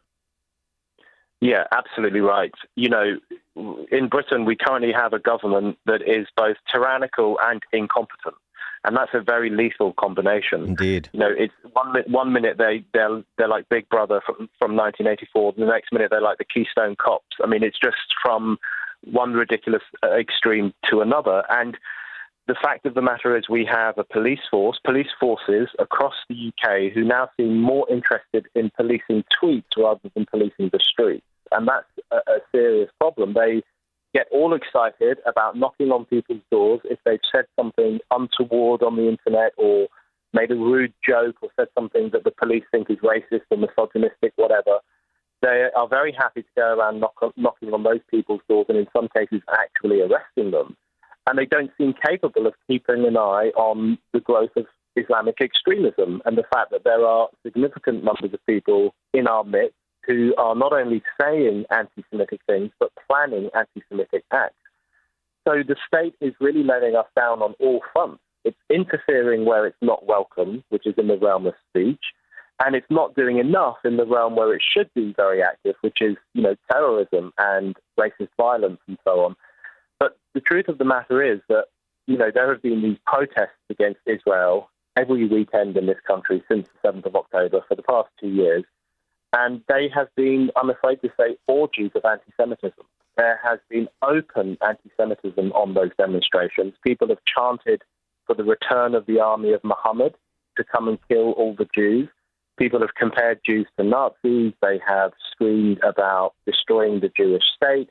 Now, I'm a free speech fundamentalist, so I don't want those people arrested either. Right. But isn't it extraordinary that the police will turn a blind eye to visceral expressions of Jew hatred and then feel someone's collar and take them in for questioning because they say F Hamas? I mean, that is the real skewing of moral priorities in this country. I wanted to get your reaction to something Starmer said, the prime minister there said last week in rolling out the new digital ID that's going to come online, mandatory digital ID, for emphasis there, mandatory digital ID. This is the rationale, according to the prime minister. And that is why today I am announcing this government will make a new free-of-charge digital ID mandatory for the right to work by the end of this Parliament. Let me spell that out. You will not be able to work in the United Kingdom if you do not have digital ID. It's as simple as that. Because decent, pragmatic, fair-minded people, they want us to tackle the issues that they see around them. And of course, the truth is, we won't solve our problems if we don't also take on the root causes, looking upstream to tackle poverty, conflict. This is in part being sold as a way to, ensure that British citizens, are prioritized, that people here illegally in the UK can't work because they can't get a digital ID because we'll vet them. But many have commented, including Konstantin Kisin. He writes this: a digital ID has nothing to do with immigration. Britain currently has up to 1 million illegal immigrants. Many, if not most, are known to the authorities, and yet they're still here. The reason they're here is not that we can't identify them. the problem digital ID is supposed to solve. The problem is that we won't deport them even when we know who they are. This is not about immigration. It is about building control infrastructure. It's why it's what Blair tried and failed to push through 20 years ago. Imagine governments which routinely arrest people for jokes and memes, lock people in their homes for during COVID, and think half the country is far right to have these tools at their disposal. What say you, Brendan? Yeah, I really agree with Konstantin's points on that. It's disastrous. And, we have a situation now where the government can't police the borders, so instead it's going to police us, the people. That's really what's happening. It's a complete, the failure of the government to control our borders is extraordinary. It's not that difficult. We're an island nation. We're not that big. The vast majority of these illegal immigrants are coming over on small boats into a county called Kent. We know where they come. We know the beaches they wash up on. We know what part of France they're coming from. And we still can't do anything to stop them or to send them back or to say, I'm sorry, you don't have permission to come to this country, therefore you need to go away. Britain used to be a great naval force. We used to be, controller of the seas, and now we can't even stop a boat full of men from Eritrea or Ethiopia or Afghanistan turning up. And just to give your listeners a sense of what's happening, around 750 men, mostly men, are turning up on these boats every single day. That is a lot of people to be bringing into a country every single day. We don't know who they are. They very often don't have papers. They come from regressive cultures, misogynistic cultures, anti-Semitic cultures, and we're bringing in 750 approximately every day. We're putting them up in 4-star hotels. We're giving them food, bed and board, because under the Refugee Convention, that's what we have to do, even as certain British citizens, British-born people, are going hungry or struggling to make rent. So the whole thing is a complete disaster, and people are incredibly angry about it. And the idea that digital ID will fix this problem is completely laughable. As Konstantin says, there are already people in this country who are here illegally. They already work illegally. The idea that they will suddenly start following the rules just because we bring in digital ID is preposterous. The truth is, this government hasn't got the wherewithal to kick these people out of the country, and so it's going to punish all of us by making us get these ID cards. It's really disgraceful.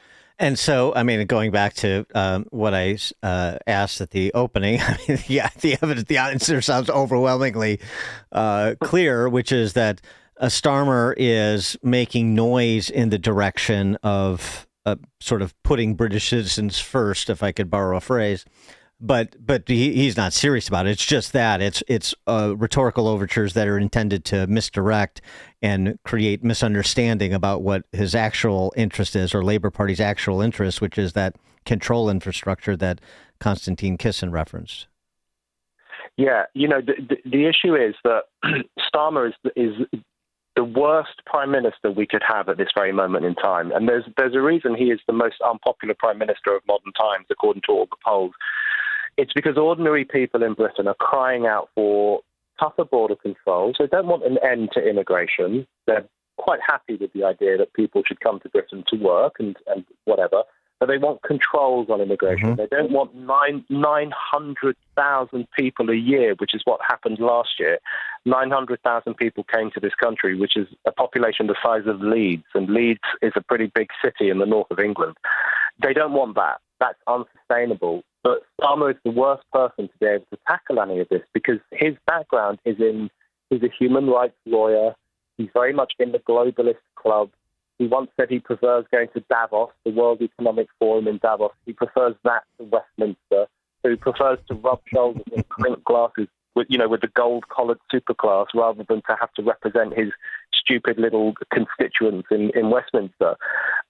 He's a man who doesn't like borders, thinks nationhood is an outdated idea, believes that human rights law should trump domestic law, should trump democratic law, and he was against Brexit. He's in favour of the European Union. He is not cut out for the task at hand, because the task at hand, the thing that people are crying out for, is the restoration of British sovereignty. Exactly what people are crying out for in America. They're not crying out for a complete closure of the borders or, to freeze us off from the rest of the world, but they want a restoration of our sovereignty. They want us to know who's coming here, to control who's coming here, and to have authority over our borders.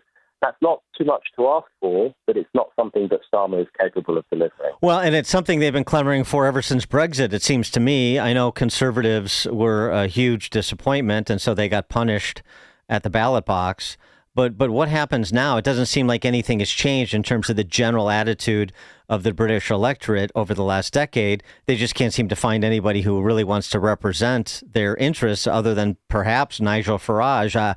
What happens here? Are we going to see strong leadership emerge in Britain or some other Western European nation that gets more serious about attaching some results to some of this patronizing rhetoric?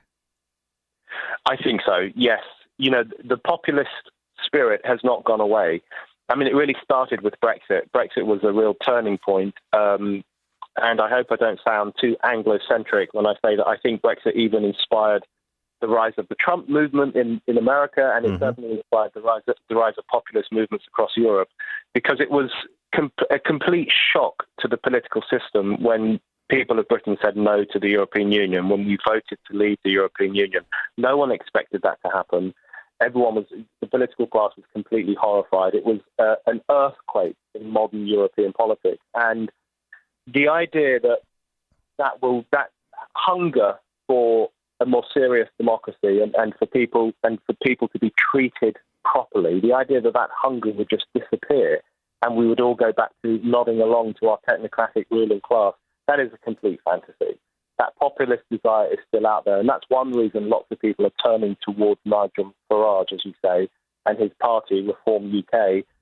You know, there's even talk that they could win a majority at the next election, that Farage could be Prime Minister. I mean, it's not impossible, and if it were to happen, it would be the biggest shock in British politics since we got the franchise 100 years ago.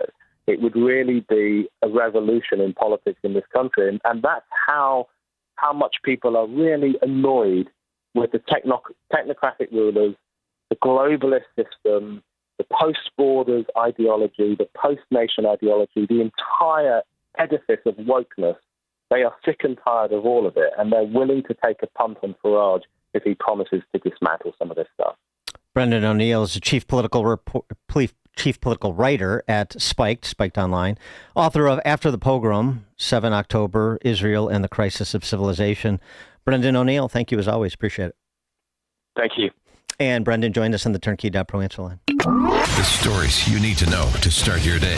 This is Chicago's Morning Answer on AM 560. The Answer.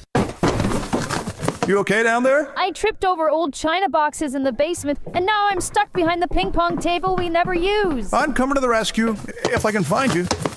You know, if we finished this basement, we could actually enjoy this space. I think it's time to call Forever Remodeling. Forever Remodeling turns disaster zones into game rooms, guest bedrooms and bathrooms, home theaters, a custom space just for you. Visit foreverremodeling.com. That's the number 4, everremodeling.com. Bad decisions limit future options. Make enough bad decisions and you'll destroy your life. Listen to The Flatline with Rick Hughes this Sunday morning at 7. The Flatline describes a main line of resistance in your soul built on God's Word. Listen this Sunday for inspiration, motivation, education, all without manipulation. That's The Flatline with Rick Hughes this Sunday morning at 7 on AM 560. The Answer. Do you owe $10,000 or more in credit card debt or personal loans? With credit card debt at all-time highs, Debt Relief Advocates is urgently notifying consumers of debt relief now being made available, designed to aid consumers with out-of-control credit card debt. Those who qualify and enroll for this relief program will only have to pay back a fraction of what they owe. This is not bankruptcy or a debt consolidation loan. This is a relief program that credit card companies would rather you not know about, as it ends your debt nightmare and saves you lots of money. Consumers owing at least $10,000 in credit card debt or personal loans can now take advantage of this debt relief as the cost of living skyrockets. Debt Relief Advocates has established a relief hotline for you to call to learn what debt reduction you may qualify for. For this free information, call 800-422-1609. 800-422-1609. 800-422-1609. Or simply visit GoDRA.com. Don't miss In Grace with Pastor Jim Scudder Jr., now heard on Sunday mornings at 7:30. Tune in and find hope as Jim Scudder explores God's Word and His world each Sunday morning right here on AM 560, The Answer. AM 560, The Answer.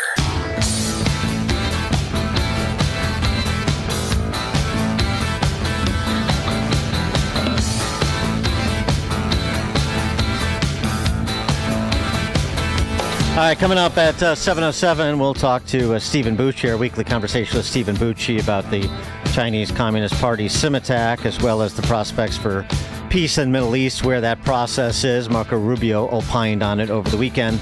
And then at the bottom of the 7 o'clock hour, we'll return to the chaos in Chicago over the weekend when we talk to State Representative LaShawn Ford. It is now 7 o'clock on AM 560 WIND Chicago. Will the war in Gaza finally stop?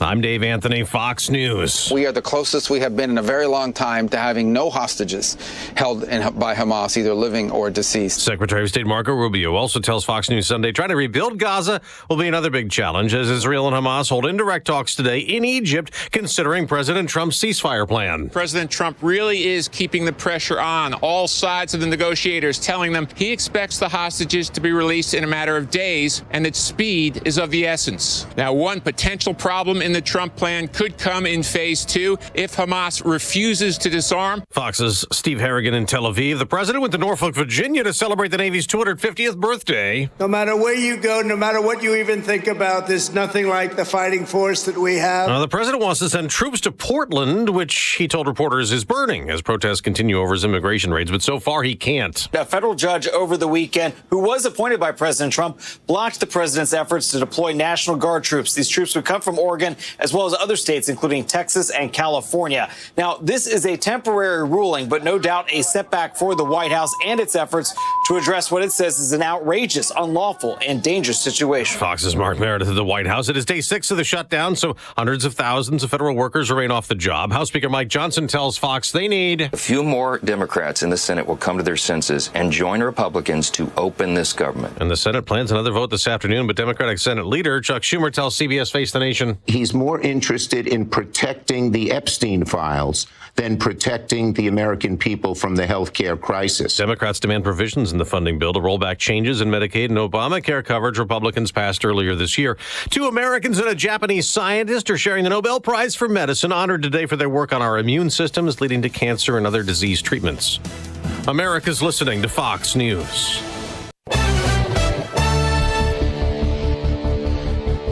Good morning. It is 67 degrees in Chicago on AM 560, The Answer. I'm Stace Keene in the AM 560 newsroom. President Donald Trump is deploying 300 National Guard troops here to Chicago. Democratic Senator Adam Schiff criticizing the president's repeated deployments to Democratic-led cities. It is, I think, greatly impacting morale of the National Guard, and it is also disrupting the trust that Americans have for their National Guard. The president has previously sent federal troops to Portland, Los Angeles, Washington, and Memphis, despite officials in those cities arguing that the troops are unnecessary. The shutdown of the federal government is continuing as the U.S. Congress has failed to pass legislation ensuring funding. Democrats are demanding the funding of health care benefits, which are set to otherwise expire, while Republicans are saying the extension on the table is clean and therefore should be accepted by both parties. The U.S. Department of Transportation has issued an interim final rule barring race and sex-based contracting requirements from federal grants. Correspondent Greg Bishop has more. In a statement, the federal agency singled out the Chicago Transit Authority with 2 projects for the Red Line Extension and the Red and Purple Modernization Program for review, totaling $2.1 billion. DOT said the review will ensure no federal dollars go toward discriminatory, illegal, and wasteful contracting practices. And comedy legend and Southside native George Wendt is set to be honored by the city. The lovable actor, who's best known for his role as Norm on the 1980s hit TV show Cheers, will be honored with an honorary street named after him. Wendt grew up in the South Side's Beverly neighborhood at 92nd and Bell Avenue. He passed away in May of this year. He was 78 years old. News is a service of Fox Valley Coins, currently buying all gold and silver bars and coins, silver dollars, rare date proof and mint sets. Visit valleycoins.com. A check of the roads coming up in 2 minutes on AM 560, The Answer. Larry Elder explains the legacy of Charlie Kirk. He had the ability to change people's minds. It's one thing to provoke. It's another thing to have a conversation, a dialogue with people. And at the end of that dialogue, convince someone that maybe, just maybe, I should rethink my assumptions. Maybe, just maybe, I was wrong. This is the impact this man has had. The Larry Elder Show.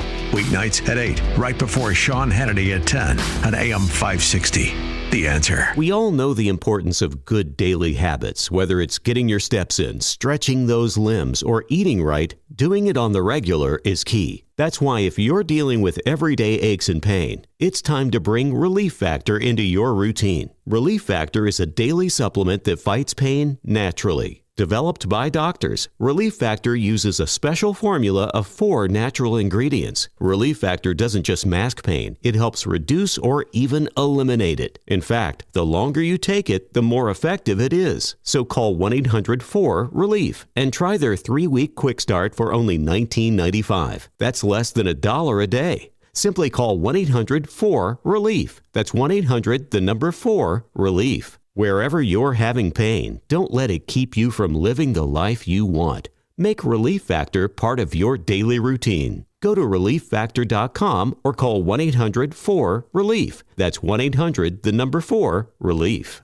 Is war in the Middle East the revival of an ancient conflict recorded in the Bible? The nation of Israel is a resurrected nation. So what if there was going to be a resurrection of another people, an enemy people of Israel? Dinesh D'Souza's new film, The Dragon's Prophecy, is in theaters 2 nights only, October 6th and 8th. We came back to a land that was largely barren and empty, and we brought it back to life, and we're going to keep it. Tickets not sold in theaters. Get tickets only at thedragonsprophecyfilm.com. Hi, this is Rhett Rasmussen of BestHotGrill.com. We make the amazing Solaire infrared gas grills that are built to last and will consistently deliver better than restaurant grilled food. The Solaire infrared burner heats up to 1,000 degrees in just 3 minutes, even in the dead of winter. The high heat locks in the juices and flavor and grills food faster. Learn more about these fantastic USA-made grills at BestHotGrill.com. Solaire, hot, fast grills at BestHotGrill.com. Taking a look at the roads from the Team Hochberg Traffic Center, I'm Sue Aller. Still doing good on the Eden inbound from Lake Cook to Montrose, 15 minutes. Outbound is 14. The Kennedy inbound from O'Hare to the Byrne Interchange is 25 minutes. Outbound 39. Now the Eisenhower getting slow inbound from Wolf to the old post office, 27 minutes. Outbound is 23. Inbound Stevenson from the Tri-State to Lakeshore is 31. Outbound is 20. And we are slow getting onto the inbound Dan Ryan ramp, all because of an accident on the outbound side. The outbound side of the Dan Ryan is closed in the express lanes, and that's between the Stevenson and 31st Street. So you want to go with the local lanes, which is 18 minutes from 95th to the Byrne Interchange. Inbound is 26. This report is a service of AlmostFreeTeeth.com. Chicago's Morning Answer continues next, but now a check of your forecast from the National Weather Service. Today, expect sunny skies turning cloudy later with a chance of thunderstorms by late morning. It'll be very warm with a high of 83. Be cautious on the roads as rain may cause slippery conditions. Tonight, skies will remain cloudy with a few showers and a chance of thunderstorms. The low will be around 59. I'm meteorologist Jason Caterina on AM 560, The Answer. Get the latest weather, traffic, and news updates online at 560theanswer.com. This hourly segment is brought to you by The Real Story with Jeannie Ives, powered by Breakthrough Ideas, Sunday evening at 7 on AM 560 The Answer.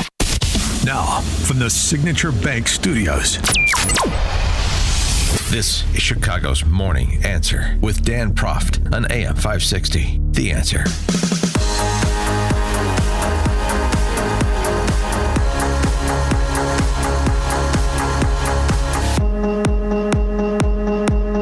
Top of the morning, Dan Proft here. How close are we to a deal to end the hostilities in the Middle East, to end Israel's efforts to eradicate Hamas, to forge something that has the prospect to be lasting? How close are we?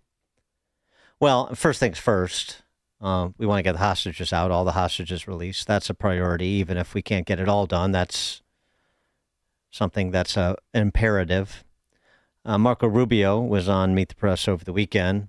He provided this update. Well, not yet. There's some work remains to be done, and I would view it in two phases in terms of understanding how to break this out. The first piece of it, which was very clear from the letter and Hamas's response, is they have agreed to the president's hostage release framework. And what needs to happen now, and they acknowledge in the letter and their response, is there now needs to be meetings which are occurring even as I speak to you now, and hopefully will be finalized very quickly on the logistics of that. What that means is, who goes in to get them? Is it Red Cross? When do they show up, et cetera?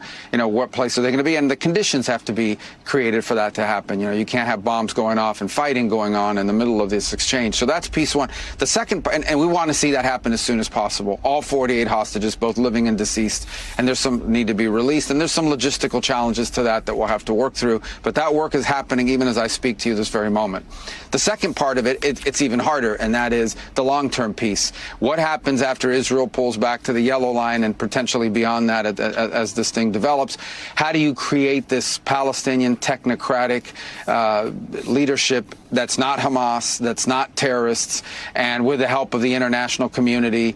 How do you disarm any sort of terrorist groups that are going to be building tunnels and conducting attacks against Israel? How do you get them to demobilize? All that work, that's going to be hard, but that's critical, because without that, you're not going to have lasting peace. You may get the hostages back, you may get a cessation of hostilities, but in the long term, it's going to happen all over again. So both are going on at the same time, but priority number one, the one that we think we can achieve something very quickly on, hopefully, is the release of all of the hostages in exchange for Israel moving back to that yellow line, which is basically where they stood at the middle part of last month, of August. And that's the one we're focused on. Even as I speak to you now, there are people meeting on that. Well, right. And that's all very, very good in terms of conceiving of this in two stages, if you will. But I mean, we know what the problems are. I mean, those questions that Rubio asked rhetorically about that are associated with a lasting peace there, what does the governance structure look like and so forth, are the things we've been saying since not long after the October 7th terrorist attack, when we knew what would come, which was what Israel would move to eradicate Hamas and other Islamist terrorist organizations that pose an existential threat to the Israeli people. So here we are all this time later, and we're still sort of openly ruminating about what something like that is, what is feasible to even approach something like that has the possibility of a long-term peace. Delegations from the U.S., Israel, Hamas, and Middle Eastern countries are meeting in Egypt today to try to at least get to that first phase, if you will, which is an agreement to release the hostages and working out any of those logistics that Rubio mentioned. For more on this and other geopolitical matters, Stephen Bucci joins us for a weekly conversation. Bucci served America for 3 decades as an Army Special Forces officer and top Pentagon official, now a visiting fellow in the Heritage Foundation's Allison Center for Foreign Policy Studies. Stephen, thanks for joining us. It's always my pleasure. Thanks for having me back on the show. So your assessment of the progress here, I know there's a lot of optimism and we're on the cusp of ending this sort of intractable 3,000-year-old contest of wills, as it were. But are we really? Did we lose Stephen? Stephen? Hello? Okay, we'll try to get Stephen back. We'll be right back. The more you'll know. This is Chicago's Morning Answer. Morning Answer on AM 560. The Answer. This is Carol Platt-Liebau for townhall.com. It's impossible to turn on the news without hearing about alleged genocide in Gaza. In fact, there's an actual genocide happening in Nigeria, but since it doesn't involve Israel bashing, the legacy media doesn't seem to care. According to Nigeria-based civil society watchdog InterSociety, more than 7,000 Christians have been killed in Nigeria in 2025 alone. More than 125,000 have been slaughtered just since 2009. Nigeria has become the headquarters for 22 Islamic terror groups, including ISIS and Boko Haram. The attacks on Christians are said to be shocking, with men being murdered and the women kidnapped and brutally raped. It's time for the U.S. to designate Nigeria a country of particular concern, along with the economic sanctions and diplomatic measures that can entail. The genocide of Christians in Nigeria must end. AM 560, The Answer. Okay, let's try again. Stephen Bucci, we have you. Okay, right. We're back to legacy technology here. Okay. So anyway, where we left off was, the two phases, the release of the hostages, but then the sort of the more permanent peace deal, and what the prospect for both of those are, individually and collectively. Well, look, I'd love, I'm glad they're thinking about the future and what they're going to do when it's all settled, but we're not there yet.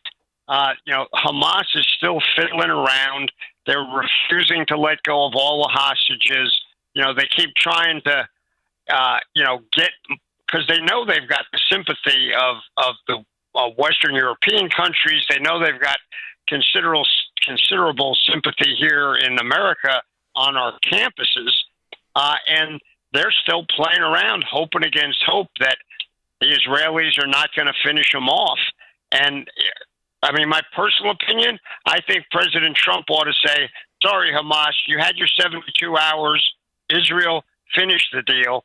But, President Trump really wants to try and get this done and end the killing for the Palestinians as well as Israelis. But you got to have both sides making good faith efforts and negotiating, and that's not what Hamas is doing.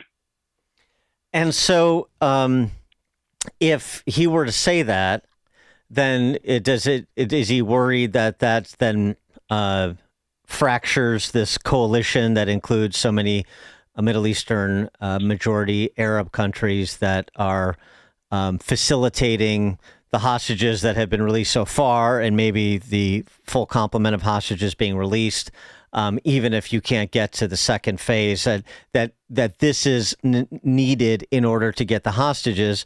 I mean, that could be one line of thinking, right? But of course, the flip side is to say, why would Hamas deleverage and release all the hostages if they don't have a agreed upon quote unquote governance structure in place that benefits them after said release? If they made the case that way, I might have a little more sympathy. I think it is a danger that if the Israelis just say, screw it and go in there and keep pushing on the ground, that this coalition could fracture.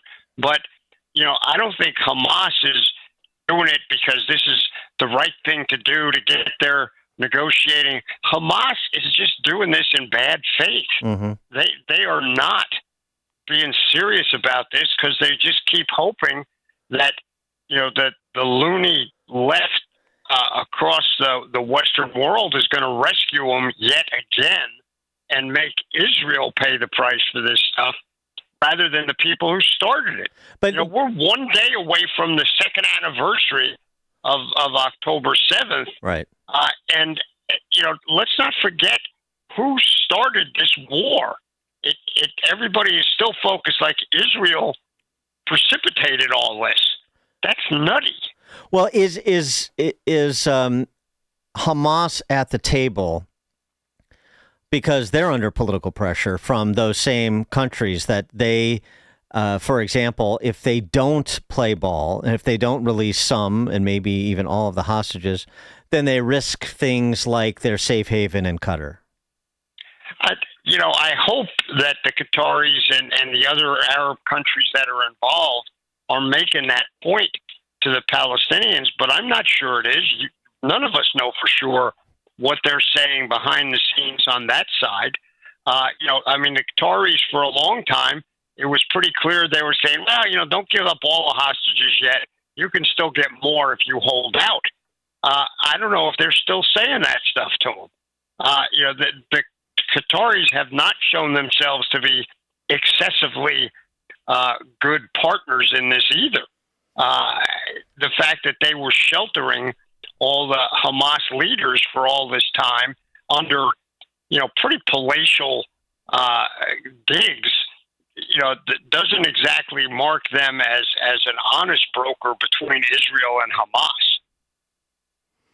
So if you're Trump right now and understanding what his posture is, if you're advising Trump, I should say, more importantly, you offer what counsel here in terms of, okay, Mr. President, I understand what you're trying to accomplish, but here is a must-have to continue this process forward.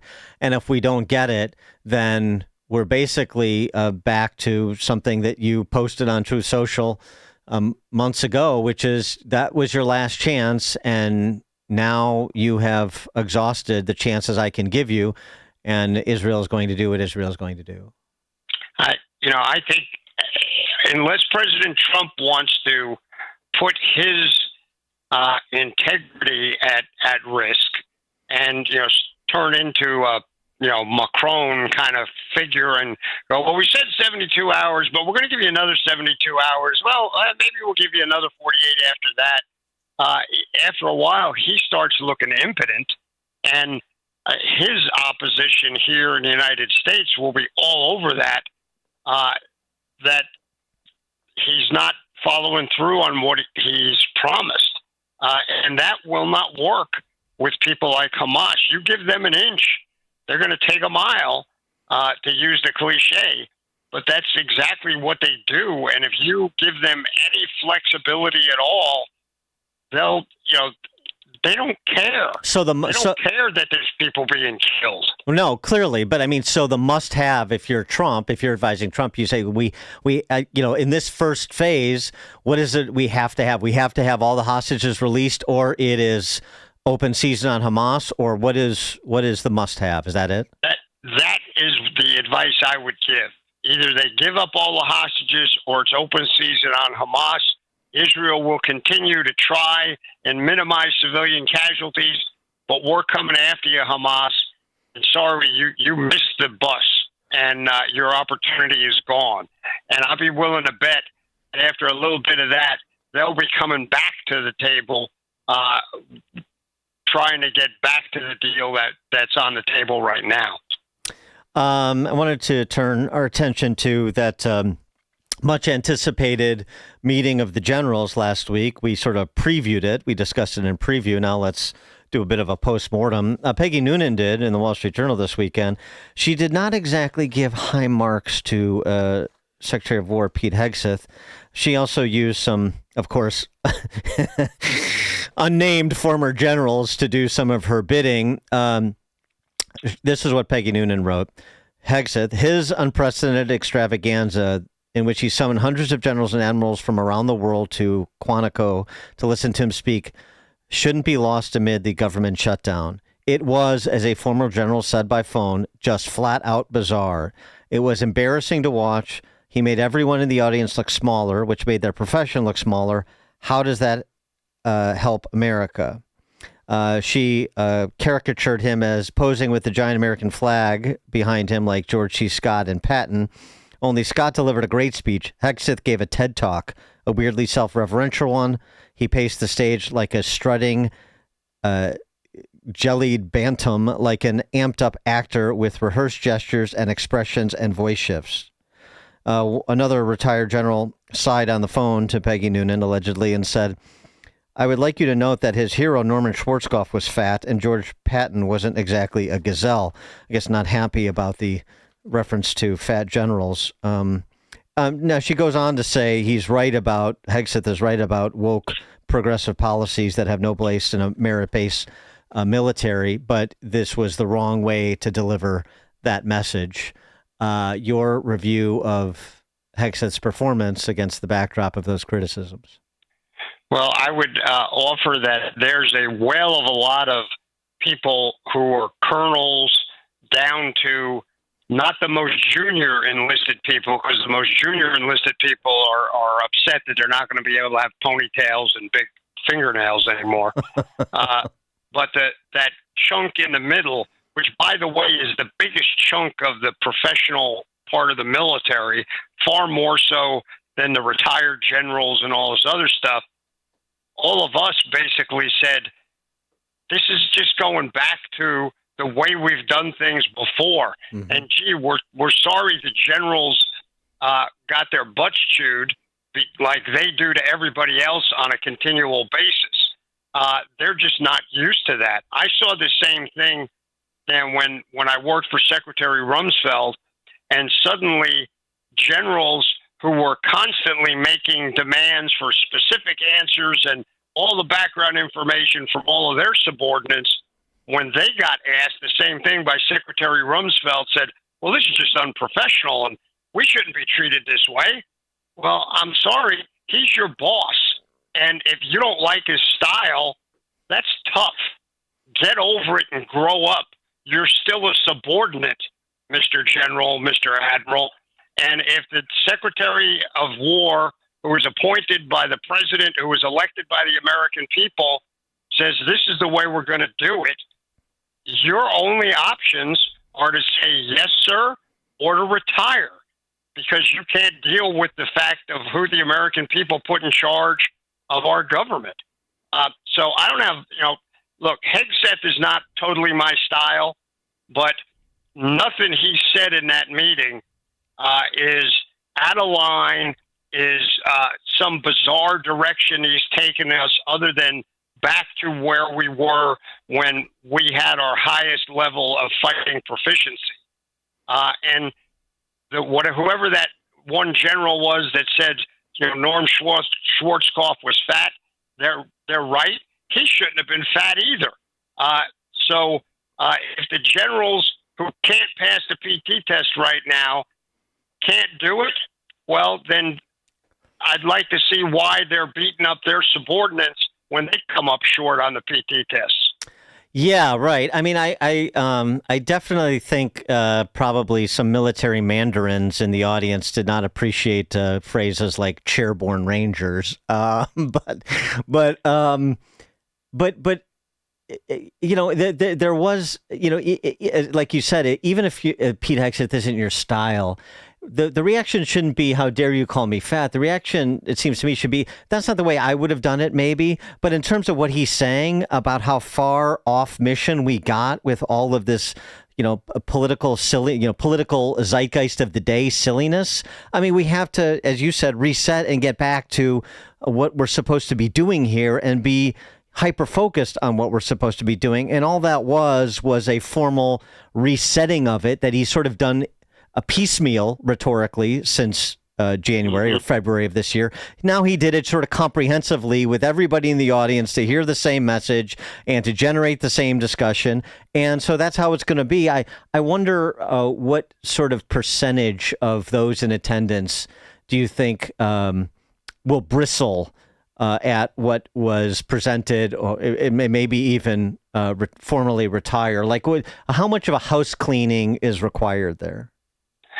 Well, clearly there are significant numbers of people who disagree with what the Secretary of War put out. They're the ones whining to the press and to even Peggy Noonan, who I think the world of, but I think in this case she's wrong. When did we get to the point where you're not allowed to talk sternly to the military officers in our system when you're the head of the Department of War? That I don't understand that. Suddenly those people have sensitive natures that they can't be corrected. Gee, if you ever want to see any of them doing their job, they don't sit there and worry too much about, Colonel Smith, I know this will hurt your feelings, but you're outside the weight standards for the military. No, they don't do it that way. They do it far more vehemently than anything that Hegseth did. And now that the shoe's on the other foot, they're all swooning and clutching their pearls because this is not professional. It's not right to talk to senior leaders that way. Too many years of being deferred to, it seems to me, right? That is just, I'm sorry, that's not the way our system works. And if our system ever does get to that point, more so than it might be right now, we're in deep trouble. Yeah. You know, they are military subordinates, just like anybody else in the system. If your boss chews you out because you're at a standard or you're doing something that's out of alignment with the policies in place right now, you've got to change. Yeah. Not complain. Yeah. You know, I mean, it's a good reminder. I wish you would have made a statement, a categorical statement like, look, no one is beyond reproach. Not me, not you, not the President of the United States. He takes criticism all the time. And so that's just how it is. So, you know, I'm not here to genuflect before you, but it's not because I don't respect the military leaders in this room. It's because no one is beyond reproach. We all have to be self-reflective and self-accountable. And that's what this is about. We're not doing the things we should be doing because we have gotten off track in these areas of playing domestic politics, and that dilutes the efficacy of our armed services. So this is what we're here to correct. That's exactly right. And the term you used earlier, which might be lost on some of the listeners, but these people who are the mandarins, who think, no, everybody just needs to listen to us. That is a poison in our military. That is not what our military has ever been about. We give the best advice. We try and advise, but we are always subordinate to those civilian authorities. And there's clearly a lot of people who are in that room, probably not a lot, I hope not a majority, who seem to have forgotten that. And that needs to stop. Stephen Bucci served America for 3 decades as Army Special Forces officer, a top Pentagon official, now a visiting fellow in the Heritage Foundation's Allison Center for Foreign Policy Studies. Stephen, thank you as always. Thanks for having me. Take care. Take care. And Stephen Bucci joined us on the Turnkey.pro answer line. The more you listen, the more you'll know. This is Chicago's Morning Answer. Morning Answer on AM 560. The Answer. Ooh, something smells good. Let's see. Melt 2 sticks of butter and add sugar. Ben, what are you doing? I'm cooking Thanksgiving dinner. What? It's way too early for that. I know, Arvid, but I just can't wait to serve a big family meal on the Flay table from Penny Mustard. Oh, I love the Flay table. The design is so sleek and simple, yet oh so perfect. Mix in 2 cups of peanut butter and strained beets. The Flay's strong Midwest craftsmanship means you'll be serving family feasts on this table for generations. Half a cup of mayonnaise. And it's expandable, so as your family grows, the Flay table grows too. And just a dash of Tabasco. Hold on. What recipe are you making? Recipe? What's a recipe? The American-made solid wood Flay table paired with 4 Kendall chairs with your choice of fabric or leather starting at $68.71 at Penny Mustard. 7 Chicagoland showrooms. PennyMustard.com. Tastier versions of what people want. Penny Mustard Furnishings. Hello, my name is Dr. Michael Huber, co-developer of Virago, the immune enhancement cocktail. Did you know that the 23 natural ingredients in Virago are not only an immune enhancer, but also support and protect your heart, lungs, brain, and kidneys? These organs are negatively affected by numerous diseases such as diabetes, hypertension, and chronic inflammation. The natural ingredients in Virago, such as luteolin and fisetin, protect and improve the cognitive function in your brain. The uracilic acid in Virago protects and improves kidney functions, whereas quercetin protects and improves heart function. These are just a few of the natural ingredients that provide a synergistic effect. Virago, inspiring healthy choices. Boost your immune system with Virago. Order your bottle of Virago today. Order online at myvirago.com and use coupon code IMMUNE to save 30%. Maha and Virago, making America healthy again. AM 560, The Answer. Top of the morning, coming up at 7:37, we're going to talk to State Representative LaShawn Ford about this weekend's chaos in the city and the surrounding area involving ICE, as well as the activation of 300 Illinois National Guardsmen to do what Chicago police are not allowed to do, which is to protect fellow law enforcement officers. That's at 7:37. Now we check the headlines. Good morning. It is 67 degrees in Chicago on AM 560 The Answer. I'm Stace Keene in the AM 560 newsroom. Hearings continue into sweeping energy legislation that could come up at the Illinois State House later this month. Correspondent Greg Bishop has more. And hearings continue into sweeping energy legislation that can come up in the Illinois State House later this month. The Illinois House Executive Committee met for a second time to discuss House amendments to Senate Bill 25, legislation modifying the state's energy policy. This is IRN. And federal agents shot a woman who they say was part of a group of people who were using their vehicles to block them in. Agents say 5 shots were fired towards the woman after seeing a passenger in the car with a semi-automatic rifle. The woman was taken to the hospital for treatment and later released. The U.S. Attorney's Office and the FBI announcing that the woman, who was identified as 40-year-old Miramar Martinez, was charged with forcibly assaulting, impeding, and interfering with a federal law enforcement officer. News is a service of AlmostFreeTeeth.com. Overpaying for dental implants is over. If you have a Blue Cross Blue Shield, PPO, or FEP, you can save 90% off on average to get your smile back. Learn more and check if you qualify at AlmostFreeTeeth.com. A check of the roads coming up in 2 minutes on AM 560. The Answer. Larry Elder sees a major sticking point. Democrats opposed it, asked for $1.5 trillion in additional spending, including health care for illegal aliens. Do you think I'm making this up? This is Maxine Waters. But aren't Democrats demanding health care for illegal aliens? Democrats are demanding health care for everybody. Just in case there's any misunderstanding. The Larry Elder Show. Weeknights at 8, right before Sean Hannity at 10 on AM 560. The Answer. Hey, it's Scott Tucker, and I'm here with Amy Jacobson from Retirement Dakota with Scott Tucker and Amy Jacobson here on AM 560 The Answer.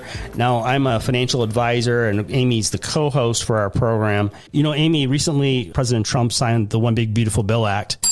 A lot of folks aren't realizing, Amy, that if they have highly appreciated assets, they can potentially tax defer the capital gains tax, place that money into a qualified opportunity fund, and then 10 years from now, get back out of that investment and pay no capital gains tax on either investment. Have you heard of such a thing, Amy? I did not know about that. That seemed to be hidden in the bill. It's only 900 some pages. Yeah, we have to pass it to see what's in it. An easy beach read, yes. Yes. And now there's another thing in the bill as well, Amy. Section 1202. Amy, did you read Section 1202? I did not, but thank you for the homework assignment. If you're a small business owner, many small business owners can now sell their small business and potentially pay no federal capital gains taxes on that capital gain of selling their business. Wow. If you'd like to get a free copy of my latest book, Escape Illinois, Should I Stay or Should I Go? Text the keyword book. That's BOOK to 224-496-3999. Text the keyword book to 224-496-3999. In addition to the free copy of my latest book, Escape Illinois, Should I Stay or Should I Go? You'll also get our entire Retirement Decoded toolkit. We'll also give you the opportunity to talk to us 15 minutes for free over the telephone at another time so we can go through the One Big Beautiful Bill Act with you, show you how to potentially sell your highly appreciated assets and pay no federal capital gains tax, how qualified opportunity funds work, and also if you're a small business owner, how to potentially pay no capital gains on the sale of your small business through Section 1202, the One Big Beautiful Bill Act. Text book to 224-496-3999 or call that very same number, 224-496-3999. Investment advisory services made available through AE Wealth Management, LLC, a registered investment advisor. Firm does not offer tax advice. Want to see if you could pay less in taxes? Try the quick and easy tax calculator at willsave.com. Yes, a free tax calculator. That's WILSAVE.com. Calculate how you could keep more of your hard-earned money and give less to Uncle Sam, especially in retirement. Get your free tax analysis today at willsave.com. And don't forget to tune in to Protecting Your Assets with Steve Shyman every Saturday morning at 8, right here on AM 560, The Answer. Did you know that undiagnosed or untreated diabetes and hypertension can cause kidney failure? The National Kidney Foundation of Illinois has the nation's only traveling kidney screening program, the Kidney Mobile. The Kidney Mobile is offering free diabetes, blood pressure, and kidney disease screenings in your area. For more information, visit kidneymobile.org. Early detection can prevent kidney failure. Take charge of your health and get screened. If you want thick, healthy, gorgeous hair, then you need Hair Volume from New Nordic. Available online at Amazon and NewNordicUSA.com or in the hair care aisle at your local CVS. Taking a look at the roads from the Team Hochberg Traffic Center, I'm Sue Aller. The Kennedy inbound from O'Hare to the Burn interchange is 28 minutes, outbound 39. The express lanes on the outbound Kennedy are closed with an accident between Ohio Street and the Eden. The Eisenhower inbound from Wolf to the old post office, 28 minutes, outbound 23. Inbound Stevenson from Tri-State to Lakeshore is 38, outbound is 20. The Dan Ryan from 95th to the Burn interchange is 29 minutes, outbound 34 minutes. The outbound express lanes on the Dan Ryan are closed with an accident between the Stevenson and 31st Street, so you need to go with the locals. This report is sponsored by Macy's Backstage. Macy's Backstage is a whole department inside your Macy's store where you can find the latest fall looks, all for under $30 with new arrivals every day. You never know what amazing deals you'll find. Don't wait. Find a location at Macy'sBackstage.com. Chicago's Morning Answer continues next, but now a check of your forecast from the National Weather Service. Today, expect sunshine, giving way to more clouds later, leading to scattered thunderstorms by late morning. It'll be quite warm with a high of 83. Take caution on the roads as rain may make them slippery. Tonight, skies will remain cloudy with a few showers and a chance of thunderstorms. Temperatures will drop to a low of 59. I'm meteorologist Jason Caterina on AM 560, The Answer. Get the latest weather, traffic, and news updates online at 560theanswer.com. This hourly segment is brought to you by the Alpha Wealth Group, bringing the trilogy of estate, tax, and investment planning together. Visit alphawealthgroup.com for a free report. Now, from the Signature Bank Studios. If you're looking for the latest news, insight into what it means, and the sharpest opinion, there's only one station in Chicago where you can turn, and it's this one. We're AM 560, The Answer.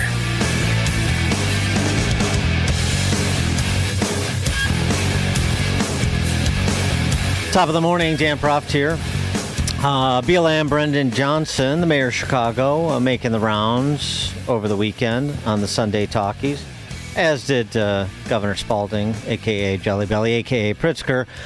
Brandon Johnson on MSNBC declaring that Trump has declared war on the poor. There are a number of people, including the President of the United States of America, that have decided to declare war on poor people and on working people across the country.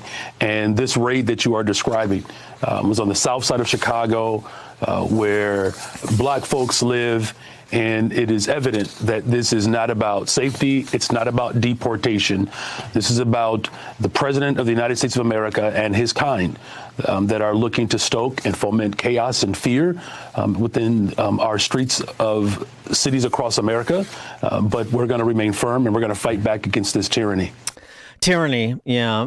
He went on, and we'll hear a little bit more from Brandon Johnson momentarily. But since this raid on the South Shore apartment building has been used as a talking point for the Brandon Johnsons of the world.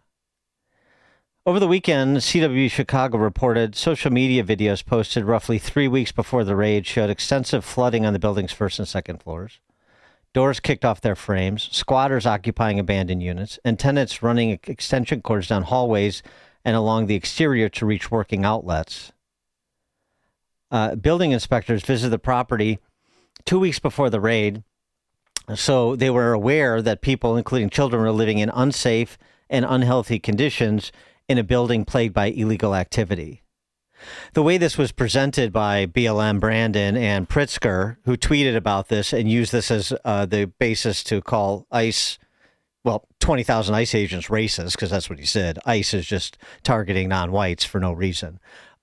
This was a den of iniquity. The South Shore apartment building. It was like, oh, these are well-appointed apartments and the ICE is just going around willy-nilly knocking down doors and rousting people. No.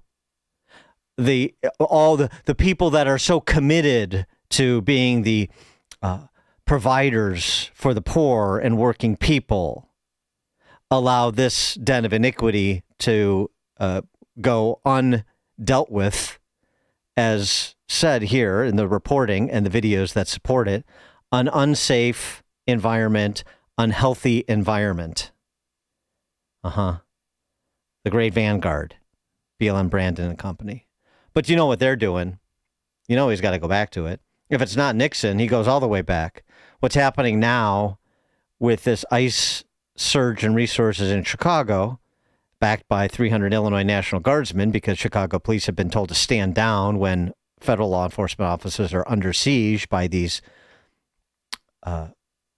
organic, mostly peaceful protesters. Punchline. Relitigating the Civil War. Seriously. They are completely delusional right now.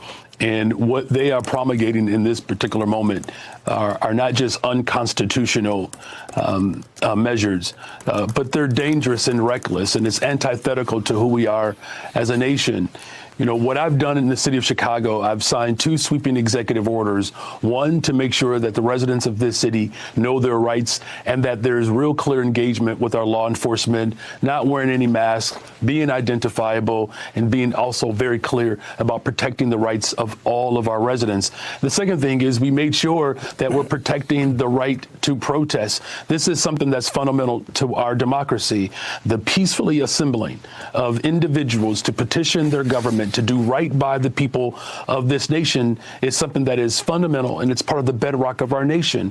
When it comes to black, brown, white, Asian, working class people, this president has not only been a disappointment, but again, he has worked hard to relitigate the Civil War, and we're not going to stand for it.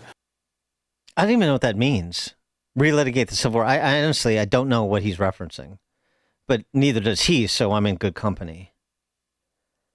Relitigating the Civil War.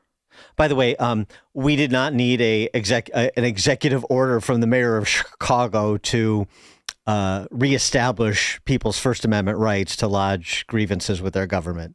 But hey, thanks, BLM. Tammy Duckworth got into the act, too. I don't want to leave her out of this.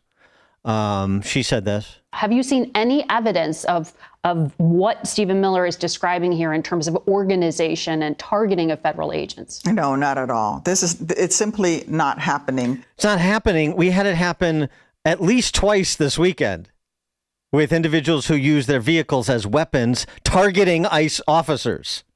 This weekend, it happened twice. That was heard yesterday. This from the armed woman who rammed a law enforcement vehicle, armed with a semi-automatic weapon. Law enforcement forced to fire defensive shots. She drove herself to the hospital to get care for her wounds. The armed woman was named in a CBP intelligence bulletin last week for doxing agents and posting online, quote, "Hey to all my gang, let's F those MFers up. Don't let them take anyone in." No evidence that anybody's targeting federal law enforcement officers. For more on all this, pleased to be joined by State Representative LaShawn Ford. He's also a candidate for Congress in Illinois' 7th Congressional District to replace the retiring Danny Davis. LaShawn, thanks for joining us. Appreciate it. It's good to be here to hear the perspectives on all sides. All right. Well, give us your perspective on what transpired this weekend and what you think of, in particular, the National Guardsmen, Illinois National Guardsmen being activated, 300 of them. Mainly, it seems evident to protect the backsides of ICE agents who aren't going to get those backsides protected by Chicago police, as we saw this weekend. I think that we just saw somewhere in another state, somewhere else, I don't know if it was in Portland, that it's unconstitutional to send troops to a city, to a state. That is one federal judge in Oregon who blocked the deployment of National Guard there for now, but of course that's not the end of the litigation. Right. I'm just saying, I think that we have spoken loudly and clearly that the type of activity that's happening in Chicago is sometimes inhumane. And when you look at what's happening on either side of it, you have to ask yourself, how would you want to be treated? How would you want your family to be treated? There's always a right and a wrong way to do things. And even our Chicago police are being put in situations and being put in harm's way and being harmed while the federal agents are coming in doing their duty.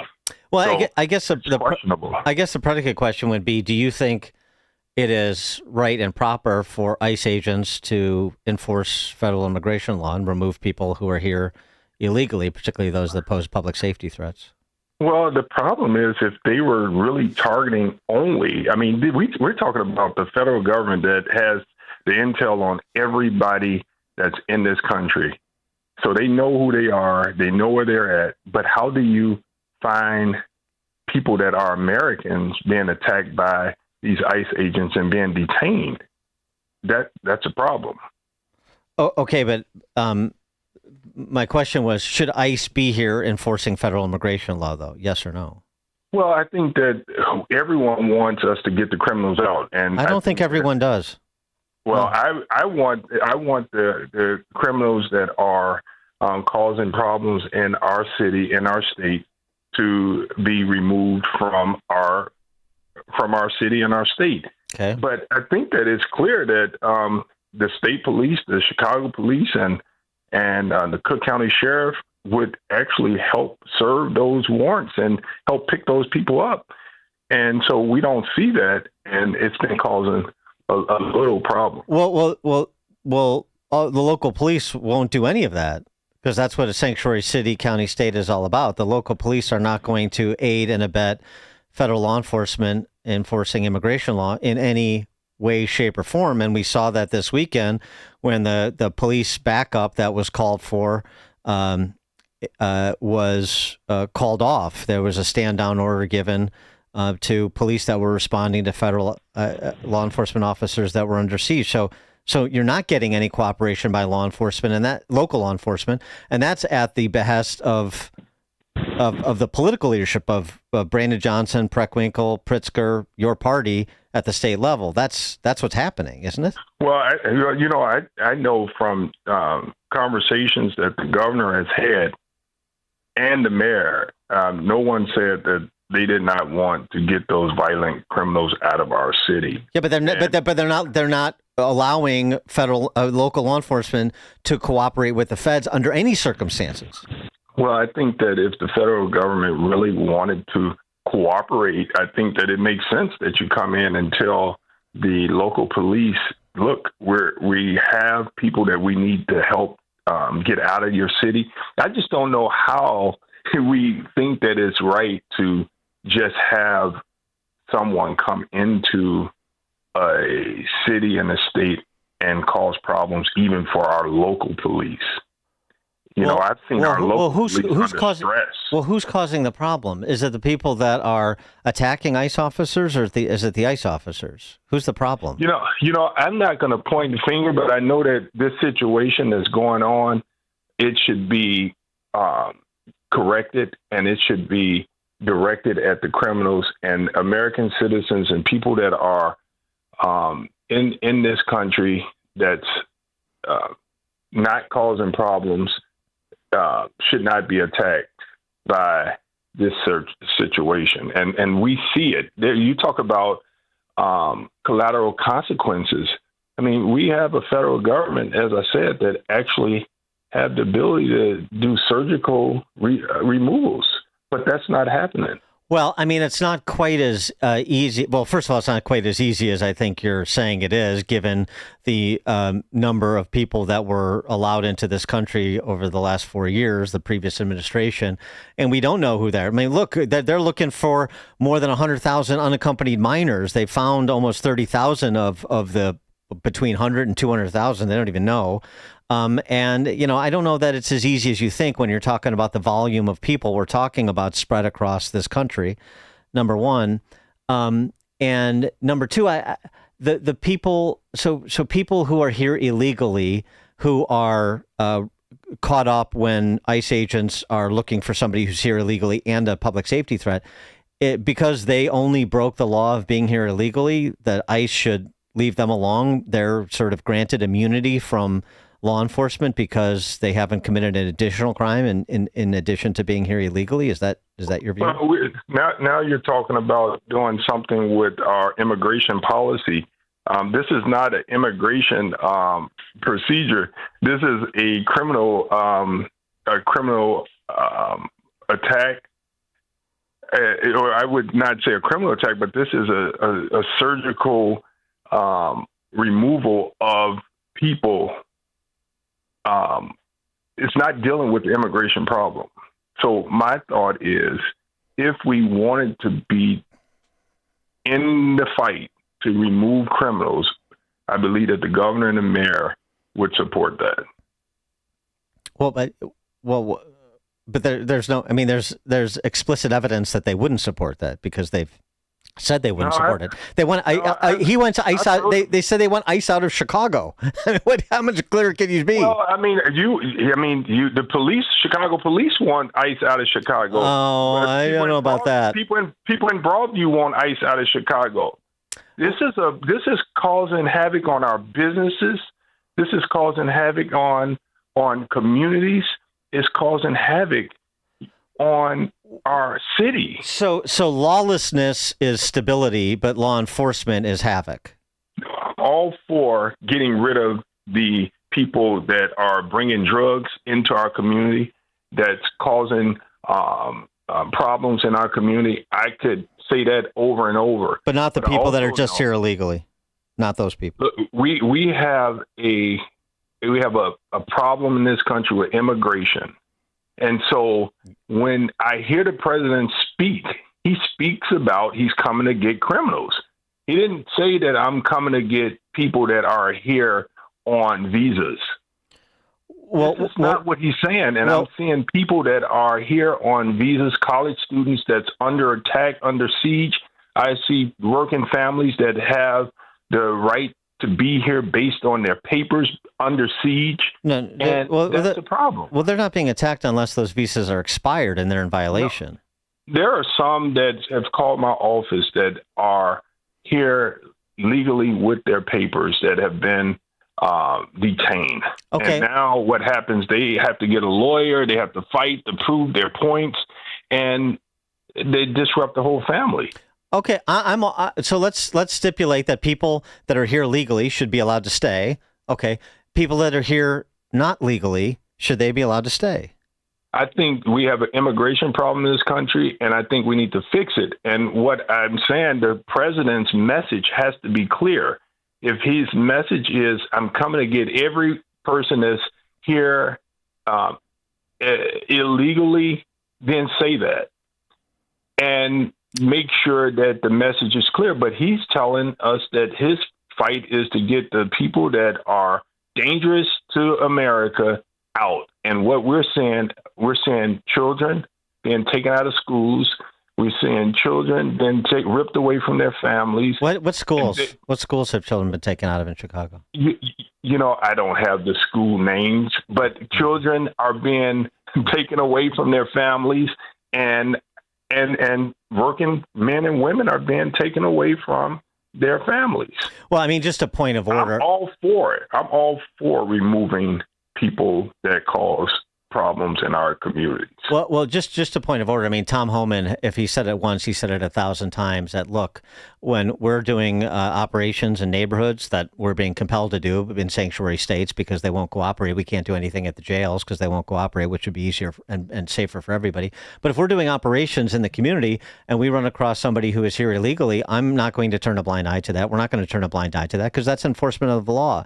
And if you want people that are here illegally to be able to stay if they've committed no other crime than being here illegally, then change the law. And until you change the law at the federal level, my job is to enforce the federal law, and that's the federal law, and that's what we're going to do, and that's what they're doing. So it is actually pretty clear. Well, I think that it's not clear from the president's message. His message is not that. Now, you are clear. And I think that if that was the message, then I think more people will understand. But what I see is people not being allowed the right to protest peacefully, and they're being treated in a way that's un-American, and that's not right. And I think that we need to do everything that we can to cease fire in this city and make sure that we allow people to protest peacefully. Tear gassing, even our police are being targeted. What do we say about that? All right, LaShawn, you get the last word. State Representative LaShawn Ford, Illinois State Rep for the 8th District and candidate to replace Danny Davis for Illinois 7 in Congress. Thank you, LaShawn Ford. As always, we appreciate it. You joined us on the Turnkey.pro answer line. It's like a hot, steaming cup of information to start your day. It's Chicago's Morning Answer on AM 560. The Answer. Business owners, now's the time for your business to make the move to a locally owned business bank. Hi, Mike Gallagher here to let you know that you don't have to look far. Signature Bank was founded in Chicago with a simple mission to help companies like yours grow, succeed, and thrive. Their decisions are made locally by a terrific team that knows your name, cares about your business, and invests in your success. That's why Signature Bank is my bank. I'm a customer. As business owners, they knew that local family-owned businesses were not getting the help they needed or deserved. So I invite you to reach out to my friends at Signature Bank today. Write the number down. Remember this phone number, Signature Bank, 773-467-5630, and learn all about this great bank, 773-467-5630, or visit them online at signaturebank.bank. That's signaturebank.bank. Signature Bank makes commercial banking personal. Member FDIC, equal housing lender. AM 560. The Answer. All right, we'll return to this topic at the bottom of the 8 o'clock hour, but at the top, we'll talk matters dollars and cents with Jim Perry, Perry International Capital Partners. That is at 8:08. Jim will join us. It is now 8 o'clock on AM 560 WIND Chicago. Awaiting President Trump's appeal.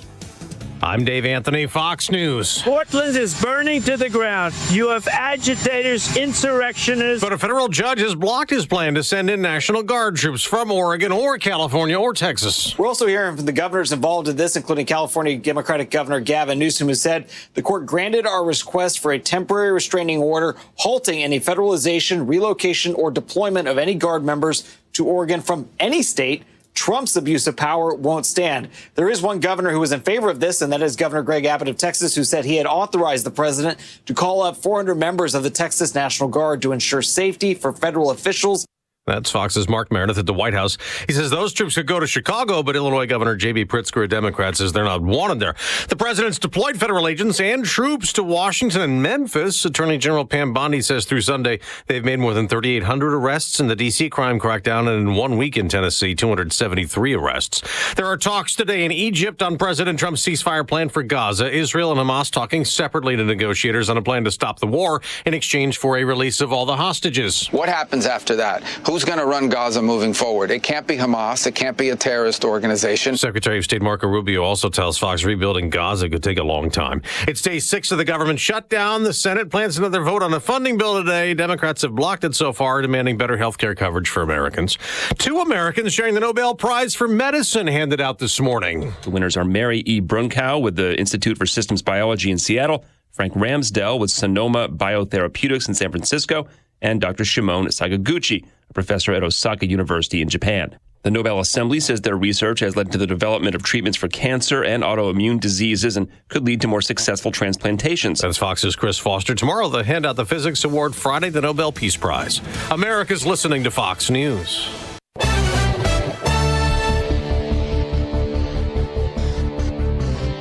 Good morning. It is 68 degrees in Chicago. I am 560 The Answer. I'm Stace Keene in the AM 560 newsroom. Chicago will be the next city to have National Guard troops sent to it. Fox 32 Chicago's Dane Plenko reports. President Trump has threatened to send the Guard here for the past couple months as part of the administration's so-called crackdown on crime. Governor Pritzker released a statement on X opposing the deployment of the National Guard. It says in part, quote, "The Trump administration's Department of War gave me an ultimatum. Call up your troops or we will. It is absolutely outrageous and un-American to demand demand a governor send military troops within our own borders and against our will. The move comes as a federal appeals court judge blocked the president's efforts to send the National Guard to Portland, Oregon after violent anti-ICE protests. Federal agents shot a woman who they say was part of a group of people who were using their vehicles to block them in. Agents say 5 shots were fired towards the woman after the agents saw a passenger in her vehicle with a semi-automatic rifle. The woman was taken to the hospital for treatment and later released.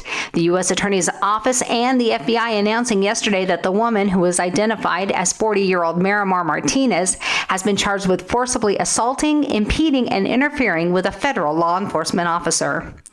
3 people were sent to the hospital following a fire at an apartment complex yesterday morning. According to reports, that fire broke out at 2:40 in the morning in the 1900 block of East 73rd Place near Euclid Avenue. 2 women are in serious to critical condition and a man in fair to serious condition after the fire, all 3 taken to the University of Chicago Medical Center for treatment.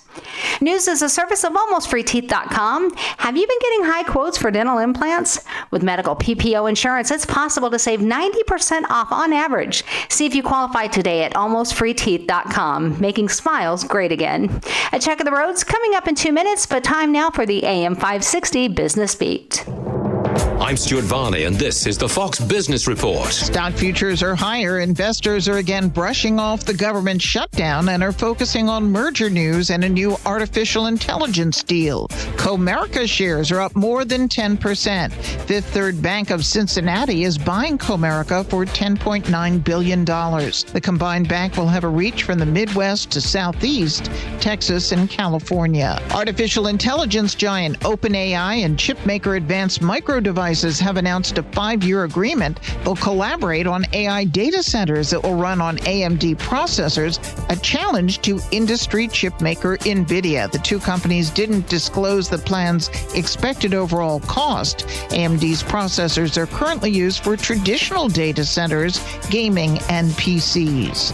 That's your Fox Business Report. I'm Jenny Coselda. Invested in you.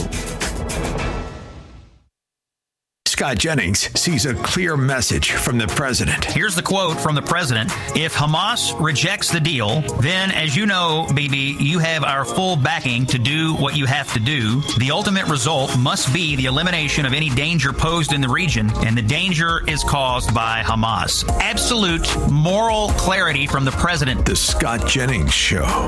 Weekdays at 1, right before Hugh Hewitt at 2 on AM 560. The Answer. Gain insight into building strong marriages and raising godly children with Focus on the Family with Jim Daly each weekday at 11:30 a.m. on our sister station, AM 1160. Hope for your life.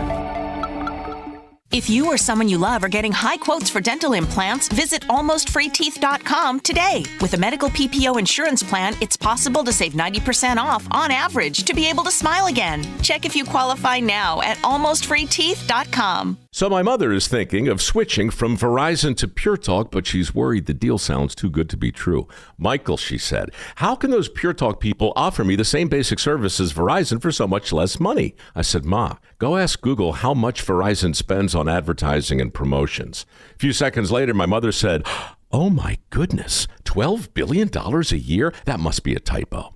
I'll tell you what I told my mom. It's not a typo. Verizon spends $12 billion a year on advertising and promotions, and their customers are paying for it. Well, Pure Talk doesn't spend that kind of money on commercials. Trust me, I would know. That's why they can offer you and my mother unlimited talk, text, and plenty of data on a crazy fast 5G network for just $25 a month. And if you're a business owner, you could really save a fortune. Dial pound 250, say the words Mike Rowe, and you'll get an additional 50% off your first month. That's pound 250 Mike Rowe. Pure Talk. Everything you need and nothing you don't. Sean Thompson here, and I'm with attorney Bert Hochberg from the law firm of Schiller, Ducanto, and Fleck. We're talking about divorce arbitration. This is not really a new, or is it a new, innovative way to go through divorce? Arbitration has been around for decades. It's completely legit and available to resolve divorce cases. The litigants and their lawyers sign an arbitration agreement. They identify what the issues are, and we set up dates, and we determine what experts and witnesses there may be. Arbitration is a hearing, a trial that is intended to finish a case efficiently with limited appeal, with a binding decision,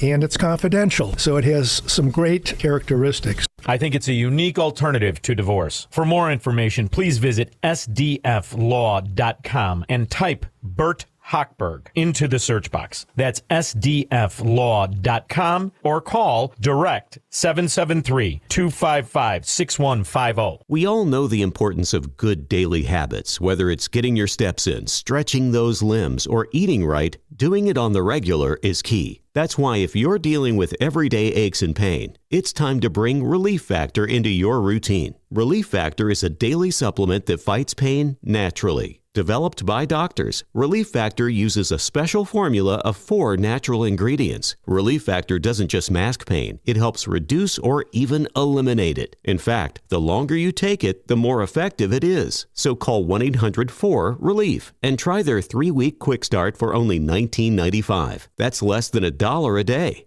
Simply call 1-800-4-RELIEF. That's 1-800-4-RELIEF. Wherever you're having pain, don't let it keep you from living the life you want. Make Relief Factor part of your daily routine. Go to ReliefFactor.com or call 1-800-4-RELIEF. That's 1-800-4-RELIEF. Taking a look at the roads from the Team Hatchburg Traffic Center, I'm Sue Aller. Inbound on the Eden from Lake Cook to Montrose is 16, getting busy on the outbound side at 24. The Kennedy inbound from O'Hare to the Burn Interchange, 24 minutes outbound, almost an hour, 50 minutes. The outbound Kennedy express lanes are closed due to an accident right at the Eden Expressway. The Eisenhower inbound from Wolf to the Oak Post Office is 32 minutes, outbound is 27. Inbound Stevenson from Tri-State to Lakeshore, 46. Outbound is 23. The Dan Ryan from 95th to the Burn Interchange is 38 minutes. Outbound down to a 25-minute delay. The express lanes are still closed between the Stevenson and 31st Street, and you're being diverted into the local lanes. And it is jammed on the Jane Addams eastbound after Route 23 all the way to Getty Road, and this is all because of another accident. Traffic is a service of Quick Delivery Service. Chicago's Morning Answer continues next, but now a check of your forecast from the National Weather Service. Today, expect sunny skies turning cloudy later with a chance of thunderstorms by late morning. It'll be very warm with a high of 83. Be cautious on the roads as rain may cause slippery conditions. Tonight, skies will remain cloudy with a few showers and a chance of thunderstorms. The low will be around 59. I'm meteorologist Jason Caterina on AM 560, The Answer. Get the latest weather, traffic, and news updates online at 560theanswer.com. This hourly segment is brought to you by Forever Remodeling. Stress-free and high-quality remodeling. View their stunning transformations online at the number 4everremodeling.com. Now, from the Signature Bank Studios, this is Chicago's Morning Answer with Dan Proft on AM 560. The Answer.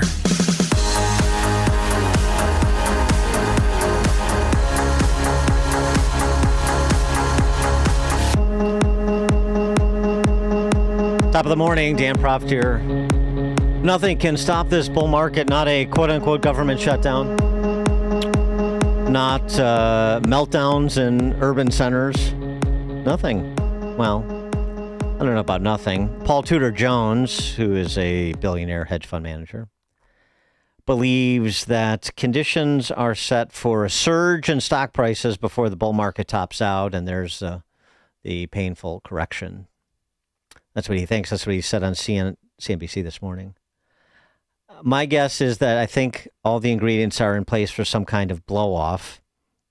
History rhymes a lot, so I would think some version of it's going to happen again. If anything, now is so much more potentially explosive than 1999, talking about the dot-com bubble bursting. And Paul Tudor Jones correctly predicted the 87 crash, which is what shot him to prognostication stardom.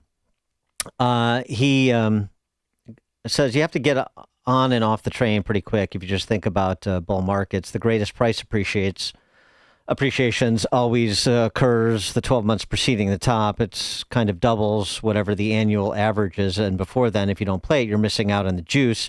If you do play it, you have to be really happy, have really happy feet, because there will be a really, really bad end to it. And so he seems to be indicating we're getting to that point, but he's not getting off the train yet.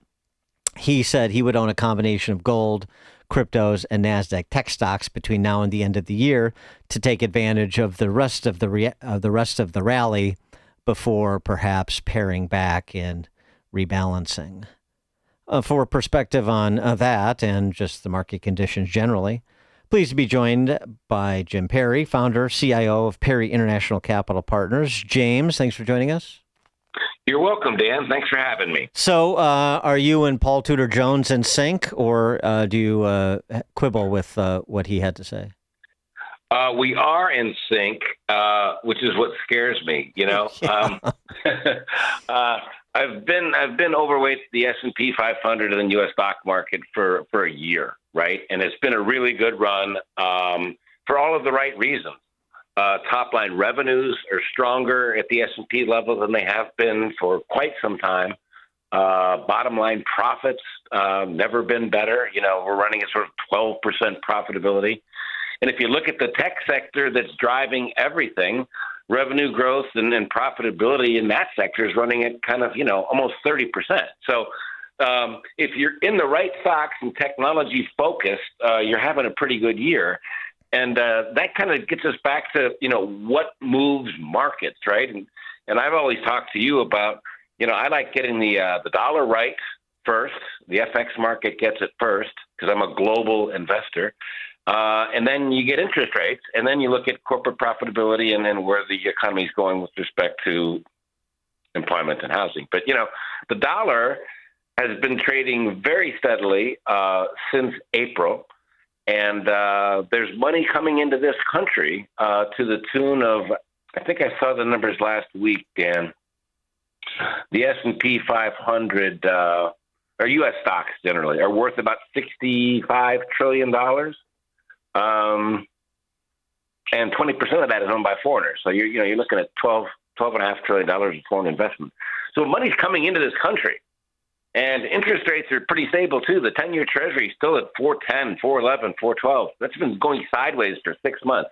That's a really good backdrop for the U.S. equity market, and it's delivering. And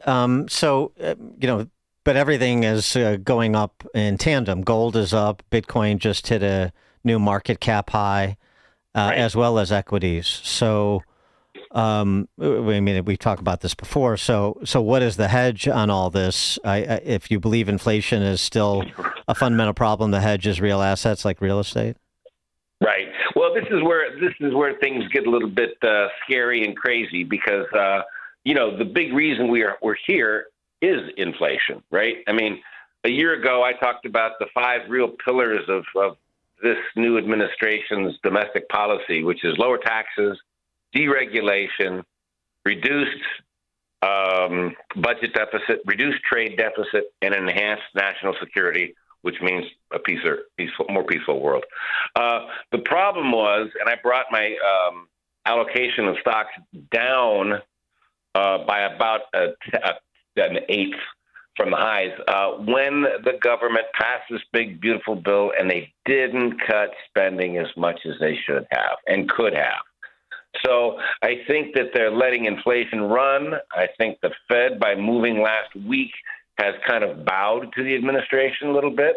And I think that when you look at the Fed and the Treasury Department, they kind of work in tandem, which is why there's confusion with all this sort of independence and all that sort of stuff. But the bottom line is the government is opting for policy which will support and continue to drive the inflationary pressures that are in the system. And that is why gold and crypto and the stock market are doing well. It just doesn't go as far as we need it to explain why interest rates haven't gone up so much, So it's pretty complicated, but the Fed and the government is letting inflation run here, and that's going to give us cause for concern going into 2026. I mean, but there's always this talk about budget deficits, and and like when I listen to market analysts talk about budget deficits, it's sort of like listening to politicians talk about them. It's sort of the thing you're supposed to say, but nobody does it. Yeah, well, nobody seems actually concerned enough to do anything or to adjust their behavior. So, I mean, how big a deal is it really? It's just something that they can blame then and point fingers at one another when there's ultimately a correction, it seems to me. Yeah, that's a very good point. And then the reason the analysts don't talk about it much is because they know inflation is really good for the stock market, right? So they kind of don't care. Here's the thing. Since the bottom of the financial crisis, which was the mortgage crisis, sort of 2010, the S&P 500 has returned 16.5% per year for 15 years, right?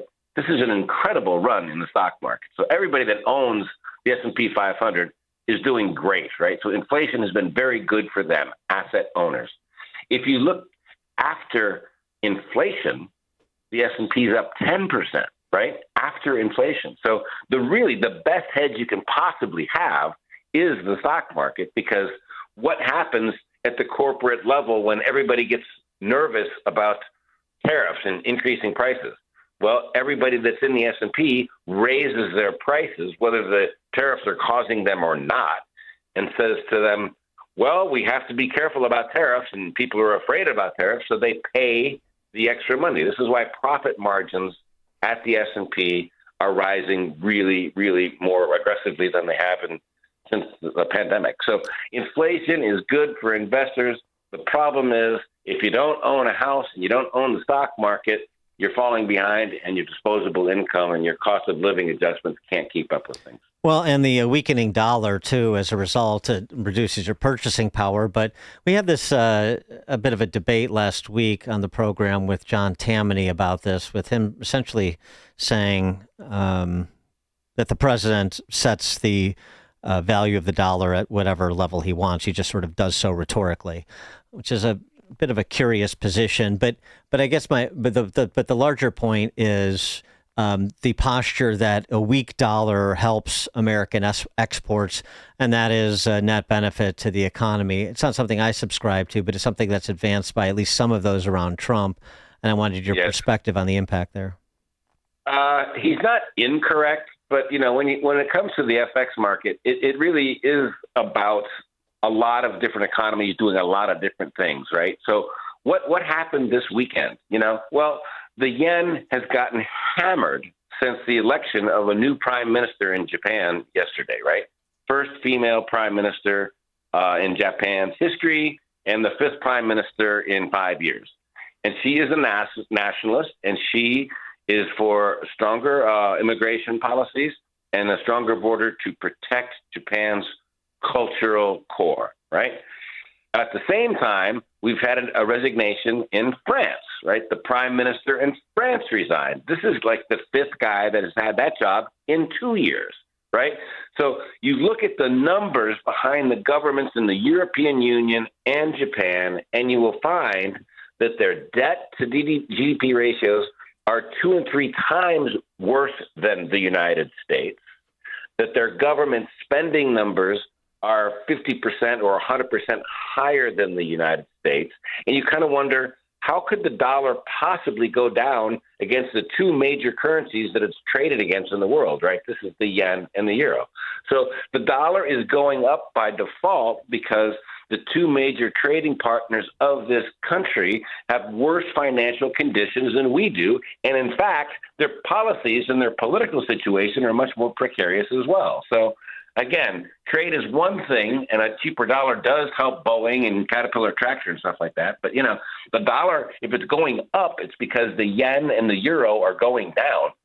Same with our big adversary, the Chinese. The Chinese yuan, they probably have to devalue that because they're spending more than everybody combined. So I was having this discussion with a couple guys playing golf with this weekend who are pretty sophisticated financial professionals. And we're talking about AI. And the question sort of is everything that we're talking about, that we've discussed for the last 10 minutes, does it all rise or fall with the sort of revolutionary impact of AI, how fast it comes and how wide it comes at what speed.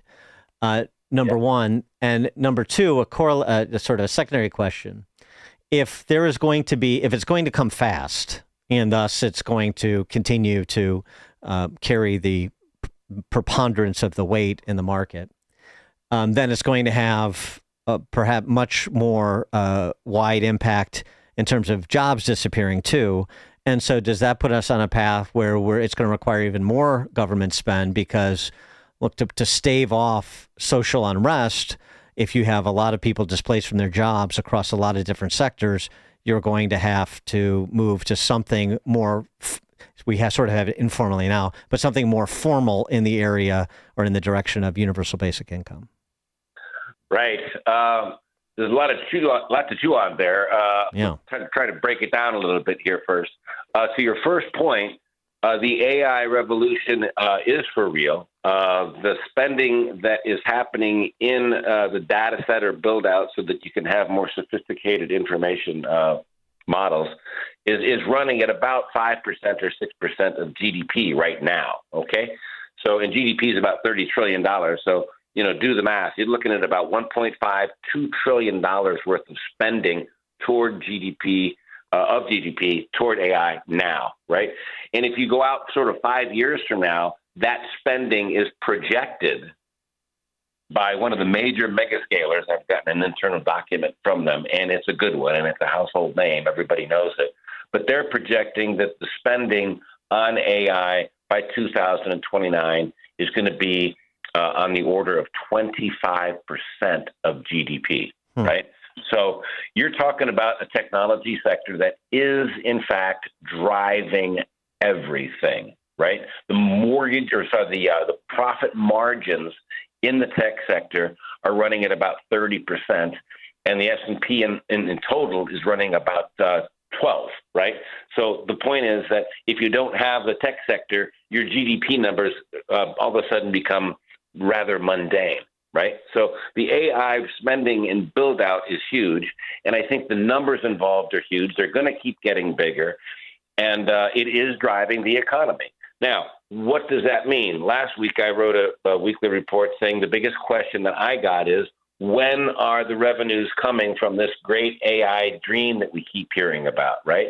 And I would argue with you that they are already coming. And if you look at the revenues of the top 5 to 10 megascalers, most of their revenue increases, which are, by the way, 30% and 20% with profit margins at 75%, they're getting a tremendous amount of revenue from AI subscriptions. This is a subscription model like everybody's got on their phone, right? Look at your monthly phone bill. You'd be surprised how big it is. It's not $100, it's $600, right? Everybody buys these added on things and they hardly even notice it, but it's worth billions and billions of dollars of revenues to these companies. Secondly, most of middle America and the small businesses, which is where your job growth is coming from, and always comes from, they are utilizing AI to increase profitability by streamlining operations. That's happening across every single company in the country, whether that be legal firms, accounting firms, logistics firms, plumbing contractors, small restaurants, retail, mostly retail. Retail is using it tremendously. And is there going to be job losses? Of course there's going to be job losses. I mean, one of the reasons we're doing this report today on a Monday is because we didn't get any data on Friday from the government, right? But we do know what happened over the weekend was that, the government laid off over 100,000 people. Now, most of those employees, government employees, hadn't gone back to the office since pre-COVID. So they knew that they were going to lose their jobs anyway. And it's, I think there's something like 1.3 million government workers. So you're looking at 100,000 of them, probably another 200 going to go. Most of these people have other jobs already. So it kind of reminds me of the automobile industry, when the automobile actually started coming onto the streets of America and everybody was worried about the horse and buggy and what are all these guys doing who take care of all the horses and the horseshoes. Of course, guys who make horseshoes are going to lose their job. but that doesn't mean that the transportation industry is going to get smaller. It means it's going to get larger, and these guys are going to learn how to, change tires instead. So will there be an adjustment? Absolutely. Is it going to be overnight, and is it going to be easy, or is it going to be a little bit tricky? It's going to be hard. But the point is, the AI revolution and the artificial intelligence industry in this country is going to be a job creation machine, not a job destruction machine.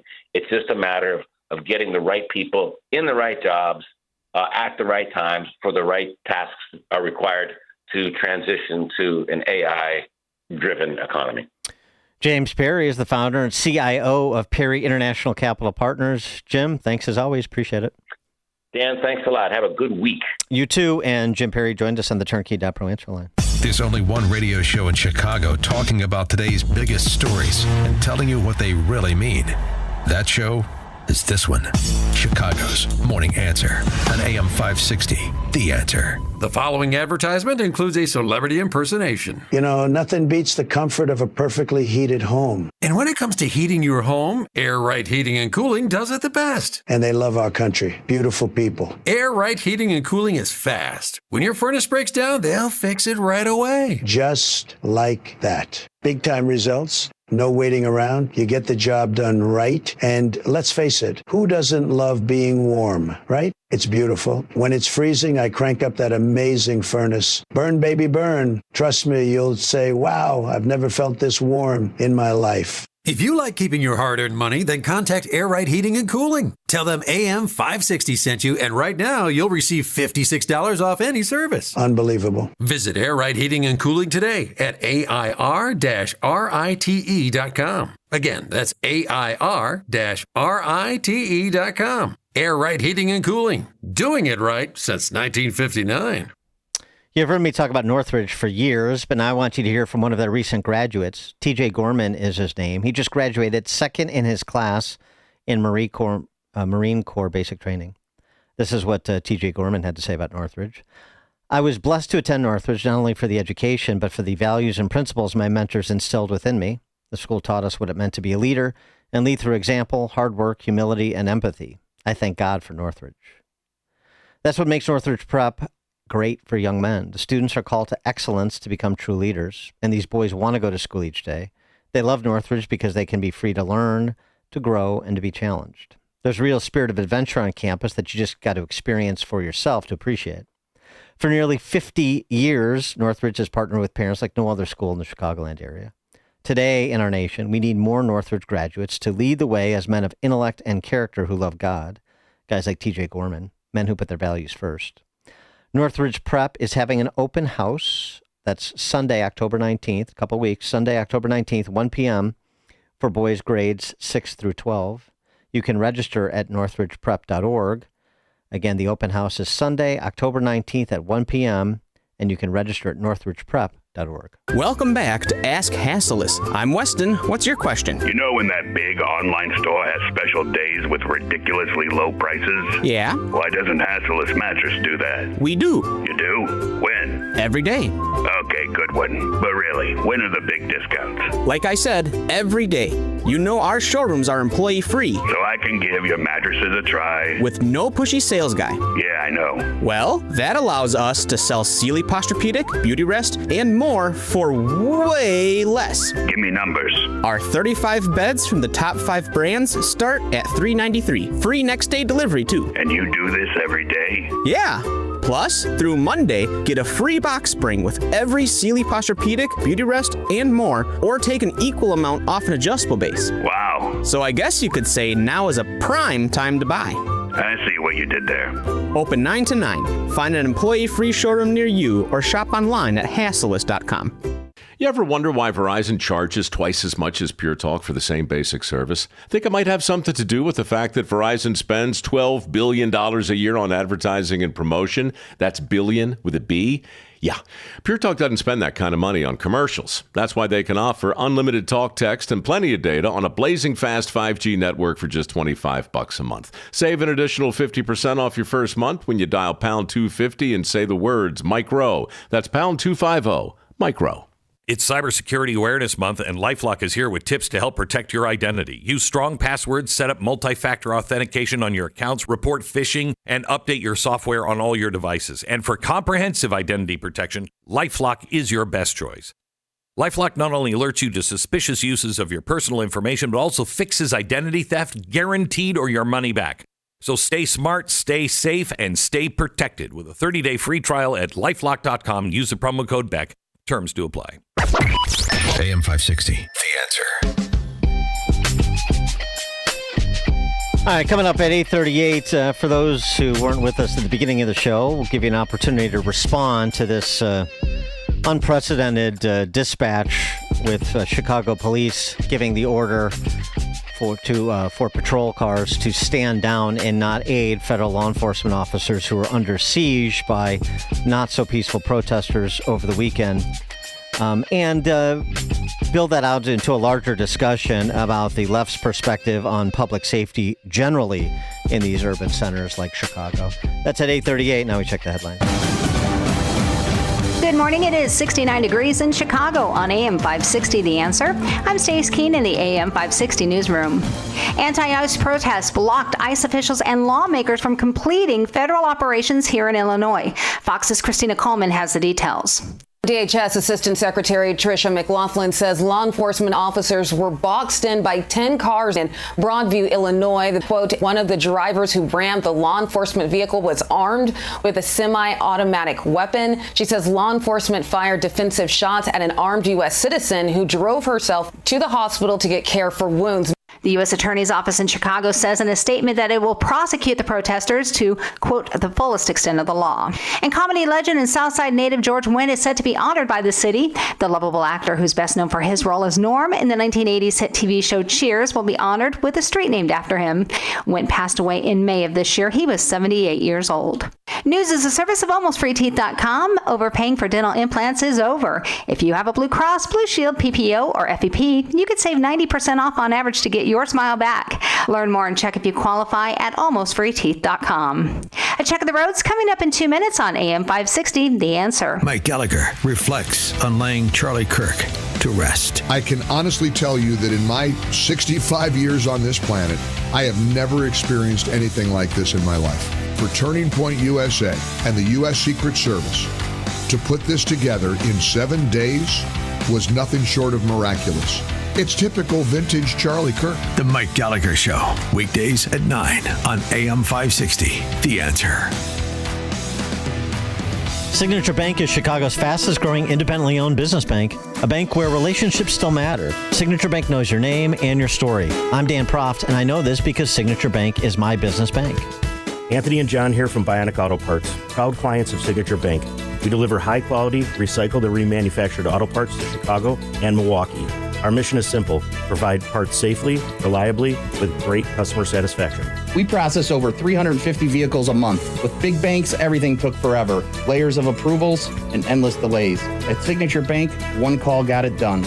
Whether it's lending, deposits, or treasury management, they deliver fast. Signature Bank made us feel like family. That's a partnership we deeply appreciate.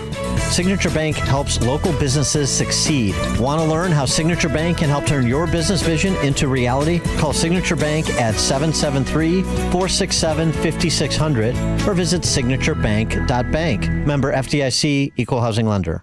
When the power goes out, life stops. Heat, AC, fridge, phones, all gone. But with a Generac home standby generator from True Power Generator Service, your home powers back on automatically, so you're never left in the dark. Book your consultation today at TruePowerGenerator.com. That's TruePowerGenerator.com. Plus, 560 listeners get a free 10-year extended warranty. Terms and conditions apply. Call for details. True Power Generator Service and Generac. It's not just a generator, it's a power move.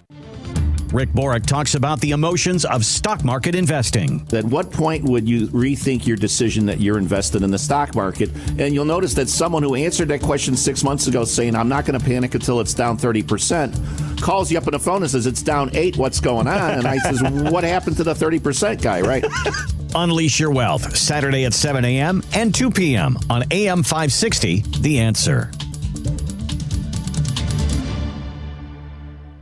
A large retail store just canceled a huge order, leaving MyPillow with a ton of extra MyPillows. But you know what?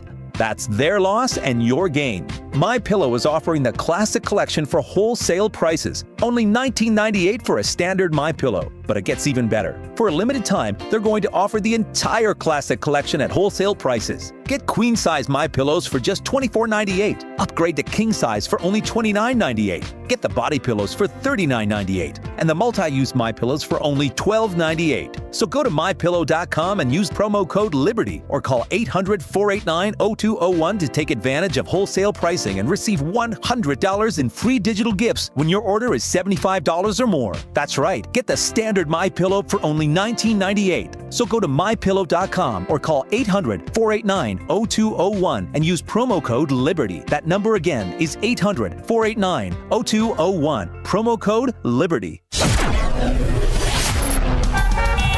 Taking a look at the roads from the Team Hochberg Traffic Center, I'm Sue Aller. Inbound on the Eden from Lake Cook to Montrose, 16 minutes. Outbound 27. The Kennedy inbound from O'Hare to the Byrne Interchange, 36 minutes. Outbound 43. The Eisenhower inbound from Wolf to the Old Post Office is 32. Outbound 27. Inbound Stevenson from Tri-State to Lakeshore is 36. Outbound 23. The Dan Ryan from 95th to the Byrne Interchange is 33. Outbound 25. Due to an accident closing the express lane between the Stevenson and 31st Street, you are being forced onto the local lanes. And the Jane Addams eastbound slows down just after Route 23 with an accident at Getty Road. This report is sponsored by Blindster.com. Kyle started Blindster in 2010 to make quality custom-made blinds affordable to everyone. Traditional window coverings retailers are expensive. Blindster's prices are low and their blinds are guaranteed to fit. Blindsters.com. Chicago's Morning Answer continues next, but now a check of your forecast from the National Weather Service. Today, expect sunshine, giving way to more clouds later, leading to scattered thunderstorms by late morning. It'll be quite warm with a high of 83. Take caution on the roads as rain may make them slippery. Tonight, skies will remain cloudy with a few showers and a chance of thunderstorms. Temperatures will drop to a low of 59. I'm meteorologist Jason Caterina on AM 560, The Answer. Get the latest weather, traffic, and news updates online at 560theanswer.com. Now, from the Signature Bank Studios. Only the biggest stories, only the biggest guests, and only the biggest opinions. This is AM 560, The Answer. Top of the morning, Dan Proft here. I want to talk about a couple of things that happened over the weekend, most notably the stand-down order given by Chicago police to officers not to respond and help federal law enforcement officers under siege. But first, Tammy Duckworth. To the question of whether or not ICE officers are being targeted for violence. Have you seen any evidence of what Stephen Miller is describing here in terms of organization and targeting of federal agents? No, not at all. It's simply not happening. It's not happening. It literally happened twice, at least. There were two high-profile incidents this weekend. And Tammy Duckworth is there with Margie Brennan, just denying reality. It's not happening. It literally, explicitly happened. ICE go home! ICE go home! Scores of protesters surround about 24 ICE agents and their vehicles in the 3900 block of South Damon Avenue. The protest came shortly after ICE agents fired on a protester, sending her to the hospital. In a statement, Homeland Security Assistant Secretary Tricia McLaughlin says the ICE agents were on routine patrol when they were ran by vehicles and boxed in by 10 cars. One of the drivers who rammed the law enforcement vehicle was armed with a semi-automatic weapon. Law enforcement was forced to deploy their weapons and fired defensive shots at an armed U.S. citizen. The armed woman was named in a Customs and Border Protection intelligence bulletin last week for doxing agents online. That's Fox Chicago reporting. The dulcet tones of Dane Placco there. Fox Chicago reporting that, not me. Tricia McLaughlin from DHS went on to say about that woman identified in a bulletin last week for doxing agents, posting online this, quote, "Hey to all my gang, let's F those MFers up. Don't let them take anyone," unquote. No, not targeted. No, of course not. And the dispatch exchange that details another incident of targeting an ICE agent and using a vehicle as a weapon to try to hurt an ICE agent. For the units in 9, if anybody is close by 3700 South on Kedzie, we had another incident. There was a federal agent in a black Tahoe. He said a black Tahoe ran him off the road, making him crash. A male Hispanic ran from the vehicle. We have our agent waiting in a white Ram pickup truck. Again, it was a black Tahoe. Looks like it was a plate of Eddie Mary's 62829. We don't have much more information right now. It's coming on piecemeal. If anybody is available, start heading that way. Also, we're getting a report. It says that the federal agents were getting assaulted by a large crowd at this location. The assist PO came in, and now this checks well-being with a large crowd. Also, we got Pershing and Kedzie. They were blocking the street, just for information. And for the units, the 9 units on the citywide coming in as assisted PO, there was a federal agent who said that a black Tahoe with a plate of Eddie Mary 62829 ran him off the road, making him crash. We had a male Hispanic who ran from the vehicle. The caller's in a white Ram pickup truck. Also, another report that the agents were getting assaulted by a large crowd at that location. Nothing further right now. It's not happening. This conspiracy that has been conjured up by Tom Homan and ICE and President Trump and apparently that CPD dispatcher to say things that aren't true, according to Tammy Duckworth, who, like JB and BJ, has a tongue that could open a wine bottle. Just remarkable that they can get away. Literally, it's almost like it's happening simultaneously. You're literally seeing on the screen federal law enforcement officers, DHS and ICE, being targeted for violence, while you have politicians say that is not happening. What you're seeing is not actually happening. It's remarkable. I mean, that's more than just living in sort of two different realities based on the news outlets you consume. And of course, that exchange, which went on for a while, ultimately was resolved this way when the dispatcher was pushing patrol cars in the direction of federal law enforcement officers under siege, as you just heard her describe, and then the stand-down order was given. For the units responding to 39th and Place in Kedzie, if you guys can start heading there as quick as you can, and then just hold tight for instructions with 999. 999. 999. So the chief of patrol, clear everybody up. We're not responding over there. Radio check. And again, per the chief of patrol, we have all the units that, per 999, chief of patrol said all units clear out from there. We're not sending anybody over to that location. 62, we're going to clear out as soon as we can, Spot. We're like locked in over here, so we're going to do the best we can to get out of here as soon as we can. Okay, and you can hear me? 999. 999? Yeah, 62 is helping with a traffic crash. That still needs to be done. She can stay put. And if she needs help, we absolutely help her own, all right? Boss, we're here at 37th Place in Kedzie for this traffic crash. There is a pretty big crowd here, so we're just kind of stuck here for now. Aaron, if you need resources, we'll send you whatever you need. I got Ty and my team here, so I think we're going to be okay for now. And who's doing the traffic crash? Is it us? 999, is that supposed to be assigned to a 9th District car? Yeah, copy that. Assign a car and send them over. Get the information they need and get them the hell out of there. 62, we'll get all the information we can to get to the car, and then we'll stay here with them. Again, those are the orders we're being given. All right, and 999, just to confirm, 39th Place in Kedzie, they were saying that they were being surrounded by that large crowd, and they were requesting the police were not sending I'm waving off all the cars heading to 39th Place in Kedzie. Again, those are the orders we're being given.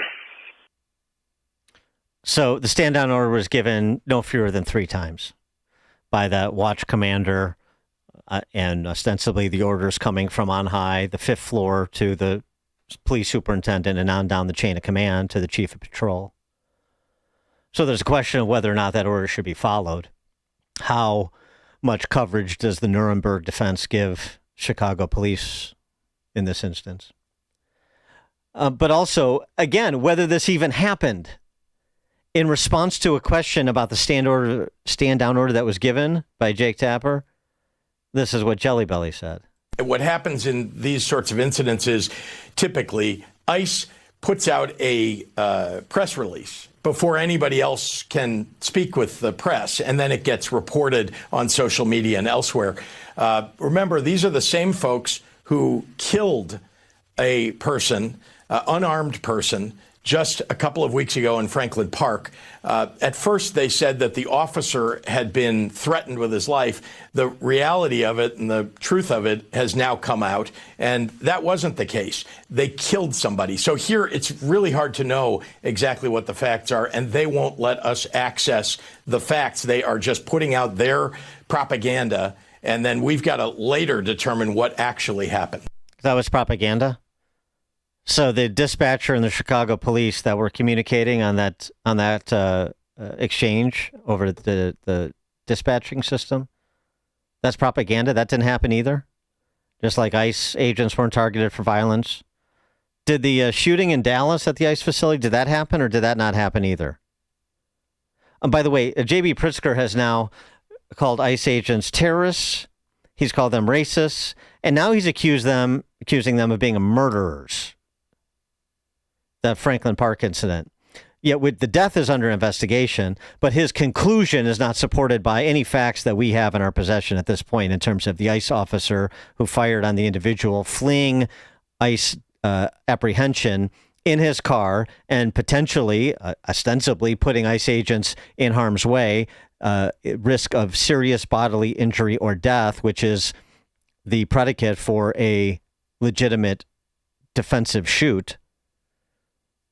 That is under FBI investigation. But we don't know that. We don't know what he said is to be true. So, of course, the classic projection, right? I am propagandizing while decrying the truth of my opponents as propaganda. 312-642-5600, turnkey.pro answer line. I don't know what more there is to say about these Illinois political leaders that the Illinois electorate has chosen in their infinite wisdom. But with respect to what Chicago police did on down the chain of command, should anybody have broken ranks in your view? It's an interesting question. 312-642-5600, turnkey.pro answer line and text line. Marge, Northwest Side. They should absolutely break ranks. They should be walking away from all these stand downs, and they should join their brotherhood. And it's upsetting to me that they can't do this. And I get they all have jobs and they have to protect their family, but there's not going to be a revival in Chicago until the good people start joining together. And if Brandon Johnson doesn't want our police to take care of the people of the city of Chicago or the ICE agents that are doing their job, then Brandon Johnson does not need my tax money to provide him with security. So his security should be gone, and that's how I feel. Thanks for the call, Marge. Steve, Northwest Side. Good morning. I've never been more embarrassed to say that I am a former retired Chicago police officer. This guy, Joe Hine and Larry Snelling, it goes all the way up to the top. Brandon Johnson, they have done irreparable damage to the reputation of the Chicago Police Department nationwide. I'm getting calls and text messages from my fellow officers across this country. What the hell's going on with the Chicago Police Department? And what can I say? As far as the woman that just called you and says they should respond, that's easy to say. But when you're when you got a job, you got 30 plus years on or 20 plus years on, and you're waiting to retire and you're going to get that pension. If you go to that call, knowing that you're probably going to lose your job, you're going to lose your pension at the very least. So it's easy for us to sit there and say that's what they should have done. But I'll tell you what I originally called for, that LaShawn Ford, the lies that he put out, him and Tammy Duckworth, the lies, they're absolute lies. And you say, how do you know he was lying? Because nobody could be that stupid, utter the BS that he put on your show. I'm just livid over this. To answer that woman's question, had I worked in a district close to the 9th District, I can tell you with virtually absolute certainty I would have went to that call and to hell with the job. Unfortunately, I didn't work. I never worked close to 9. I worked on the west and the north side. I've done that before. Let me ask you a question, because I was having this conversation with John Anthony off the air earlier in the program, and he said, he's former law enforcement too. He said, one of the things that you could do is say, I'm responding to the accident that one police officer, a couple police officers were sort of buttoned down on because they were blocked in and they were dealing with the aftermath of an accident. I mean, you say, I'm going to go provide reinforcement to the cops at that accident site, and then you go to help those officers. They could have done that, and I've done that. Don't get on the coppers have a bad habit sometimes of telling everybody what they're doing. Don't get on the air and tell them you're going. Just go. I mean, I've been ask forgiveness on permission. We've been told. I during my time on the job, several times a watch commander would get on the air and terminate a chase or terminate this or tell us not to go here, not to go there, and we just went and we did it. Now, I'm not blaming these individual officers. It's, once again, it's easy for me to say all this sitting here in my house. Yeah. But at some point in time, you got to stand up and say, you got to take a stand and say, is this worth it? Do I have any self-respect? Do I have any honor? And I'm going to that call. Screw Brandon Johnson, screw Larry Schnelling, and screw LaShawn Ford and Joe Hine and all these other political hacks that are given positions of importance with that nice salary of about $200K a year, somewhere right in that area, and they're going to get that pension of about $150,000, $160,000, $75,000 a year. Screw these people. They are they're harming the people of the city of Chicago. I pray that in my lifetime I will see the people of Chicago rise up and free themselves from the chains of the Democratic Party, because they're doing nothing but hurting them. And I'm just astounded at the stupidity of the average voter in Chicago and Cook County. I say that all the time. Never underestimate the stupidity of the average voter in Chicago and Cook County, because every time we have it, I never thought we could get lower than Lori Lightfoot, but we have much lower. I never thought I'd see the day where I say, boy, I sure do miss Lori. I wish she were back. But here we are. Thanks for the call, Steve. Lewis, Southside. Yes. The Dark Knight, he doesn't need them. He doesn't need the National Guard, and he doesn't need the support of Chicago or the state. He has in his toolbox, he's not using his toolbox. He has in his toolbox, he has U.S. Marshals. He has FBI. He has the federal police. He can use them to back up his border patrol that's out there looking for crime. Just like LaShawn Ford said, is that the message is being mismessaged. If you out there looking for crime, how are you arresting people who are here on asylum? The only people who can do that is U.S. Marshals and the FBI, because they have that policing power within their... Yeah, well, thanks for the call, Lewis. But here's the thing about that. The U.S. Marshals have a job to do, too. And now you're pulling, active law enforcement resources as opposed to animating inactive law enforcement resources when you call up 300 National Guardsmen to protect ICE agents because the city of Chicago, the county of Cook, the state of Illinois won't. Shar, Mount Greenwood. Hey. Hi, Dan. I'm a retired Chicago police lieutenant, and I am disgusted about what's going on right now. We take an oath to serve and protect. That is actually the reason I retired, because I couldn't do what needed to be done on the streets, and my officers were looking to me for assistance and questions and wondering what's going on. This is disgusting. You take that oath, and it's just, it's horrific what's going on within the Chicago Police Department. Thanks for the call. I don't get it. No, go ahead. I'm sorry. No, I just don't understand what's happening with the Chicago Police Department. they're given that order to stand down is an unlawful order. We should not be standing down. If the top command stood together as one, things would change. They would have to change the scenario. If they all decided we aren't doing this, but they're cowards, every one of them. Thanks for the call, Shar. Tom in Woodstock. Hey, good morning. Thanks for taking the call. Hey, I think this is a great opportunity for the Republican Party to capitalize on and put together an ad campaign. And basically with the audio from the police dispatcher, along with the video and audio, Pritzker saying what he said on Sunday, well, you could really blow him out of the water. Thanks for the call, Tom. Sarah, Glenview. Yeah, I don't think the police should be put in the position where individually they have to risk their jobs or their pension. This is not an individual problem. It's a Pritzker statewide problem, and the police should deal with it as a group, as in blue flu. Thanks for the call, Sarah. Carolina in Portage Park. Hi, Dan. I think you should really consider running as governor or mayor of Chicago. I voted for you way back in 2009. You remember. Thank you. Yes, this Chicago, and I'm dead serious about it. We can do a grassroots, Charlie Kirk, TPUSA chapter and all that. This is chronic malignant cancer. And in prayer rallies, rosary rallies, I know you're a Catholic, and I am a devoted Catholic, a practicing Catholic. We need to just know what words are cheap. We got to go out there. Even they're in the hundreds here, hundreds there, hundreds there. I can't believe I'm talking to her on the radio, but let's do it. Thanks. Let's do it. Thank you, Caroline. I'm glad you're talking to the radio. Glad for your call. Appreciate it. This is the morning show more Chicago radio listeners are choosing. This is Chicago's Morning Answer on AM 560. The Answer.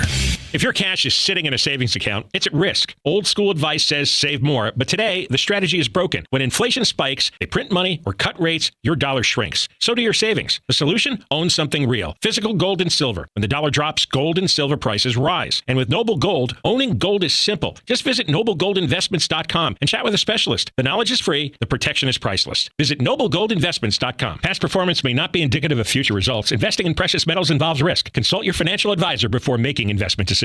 AM 560. The Answer. Yeah, the theme song from Mobland seems appropriate.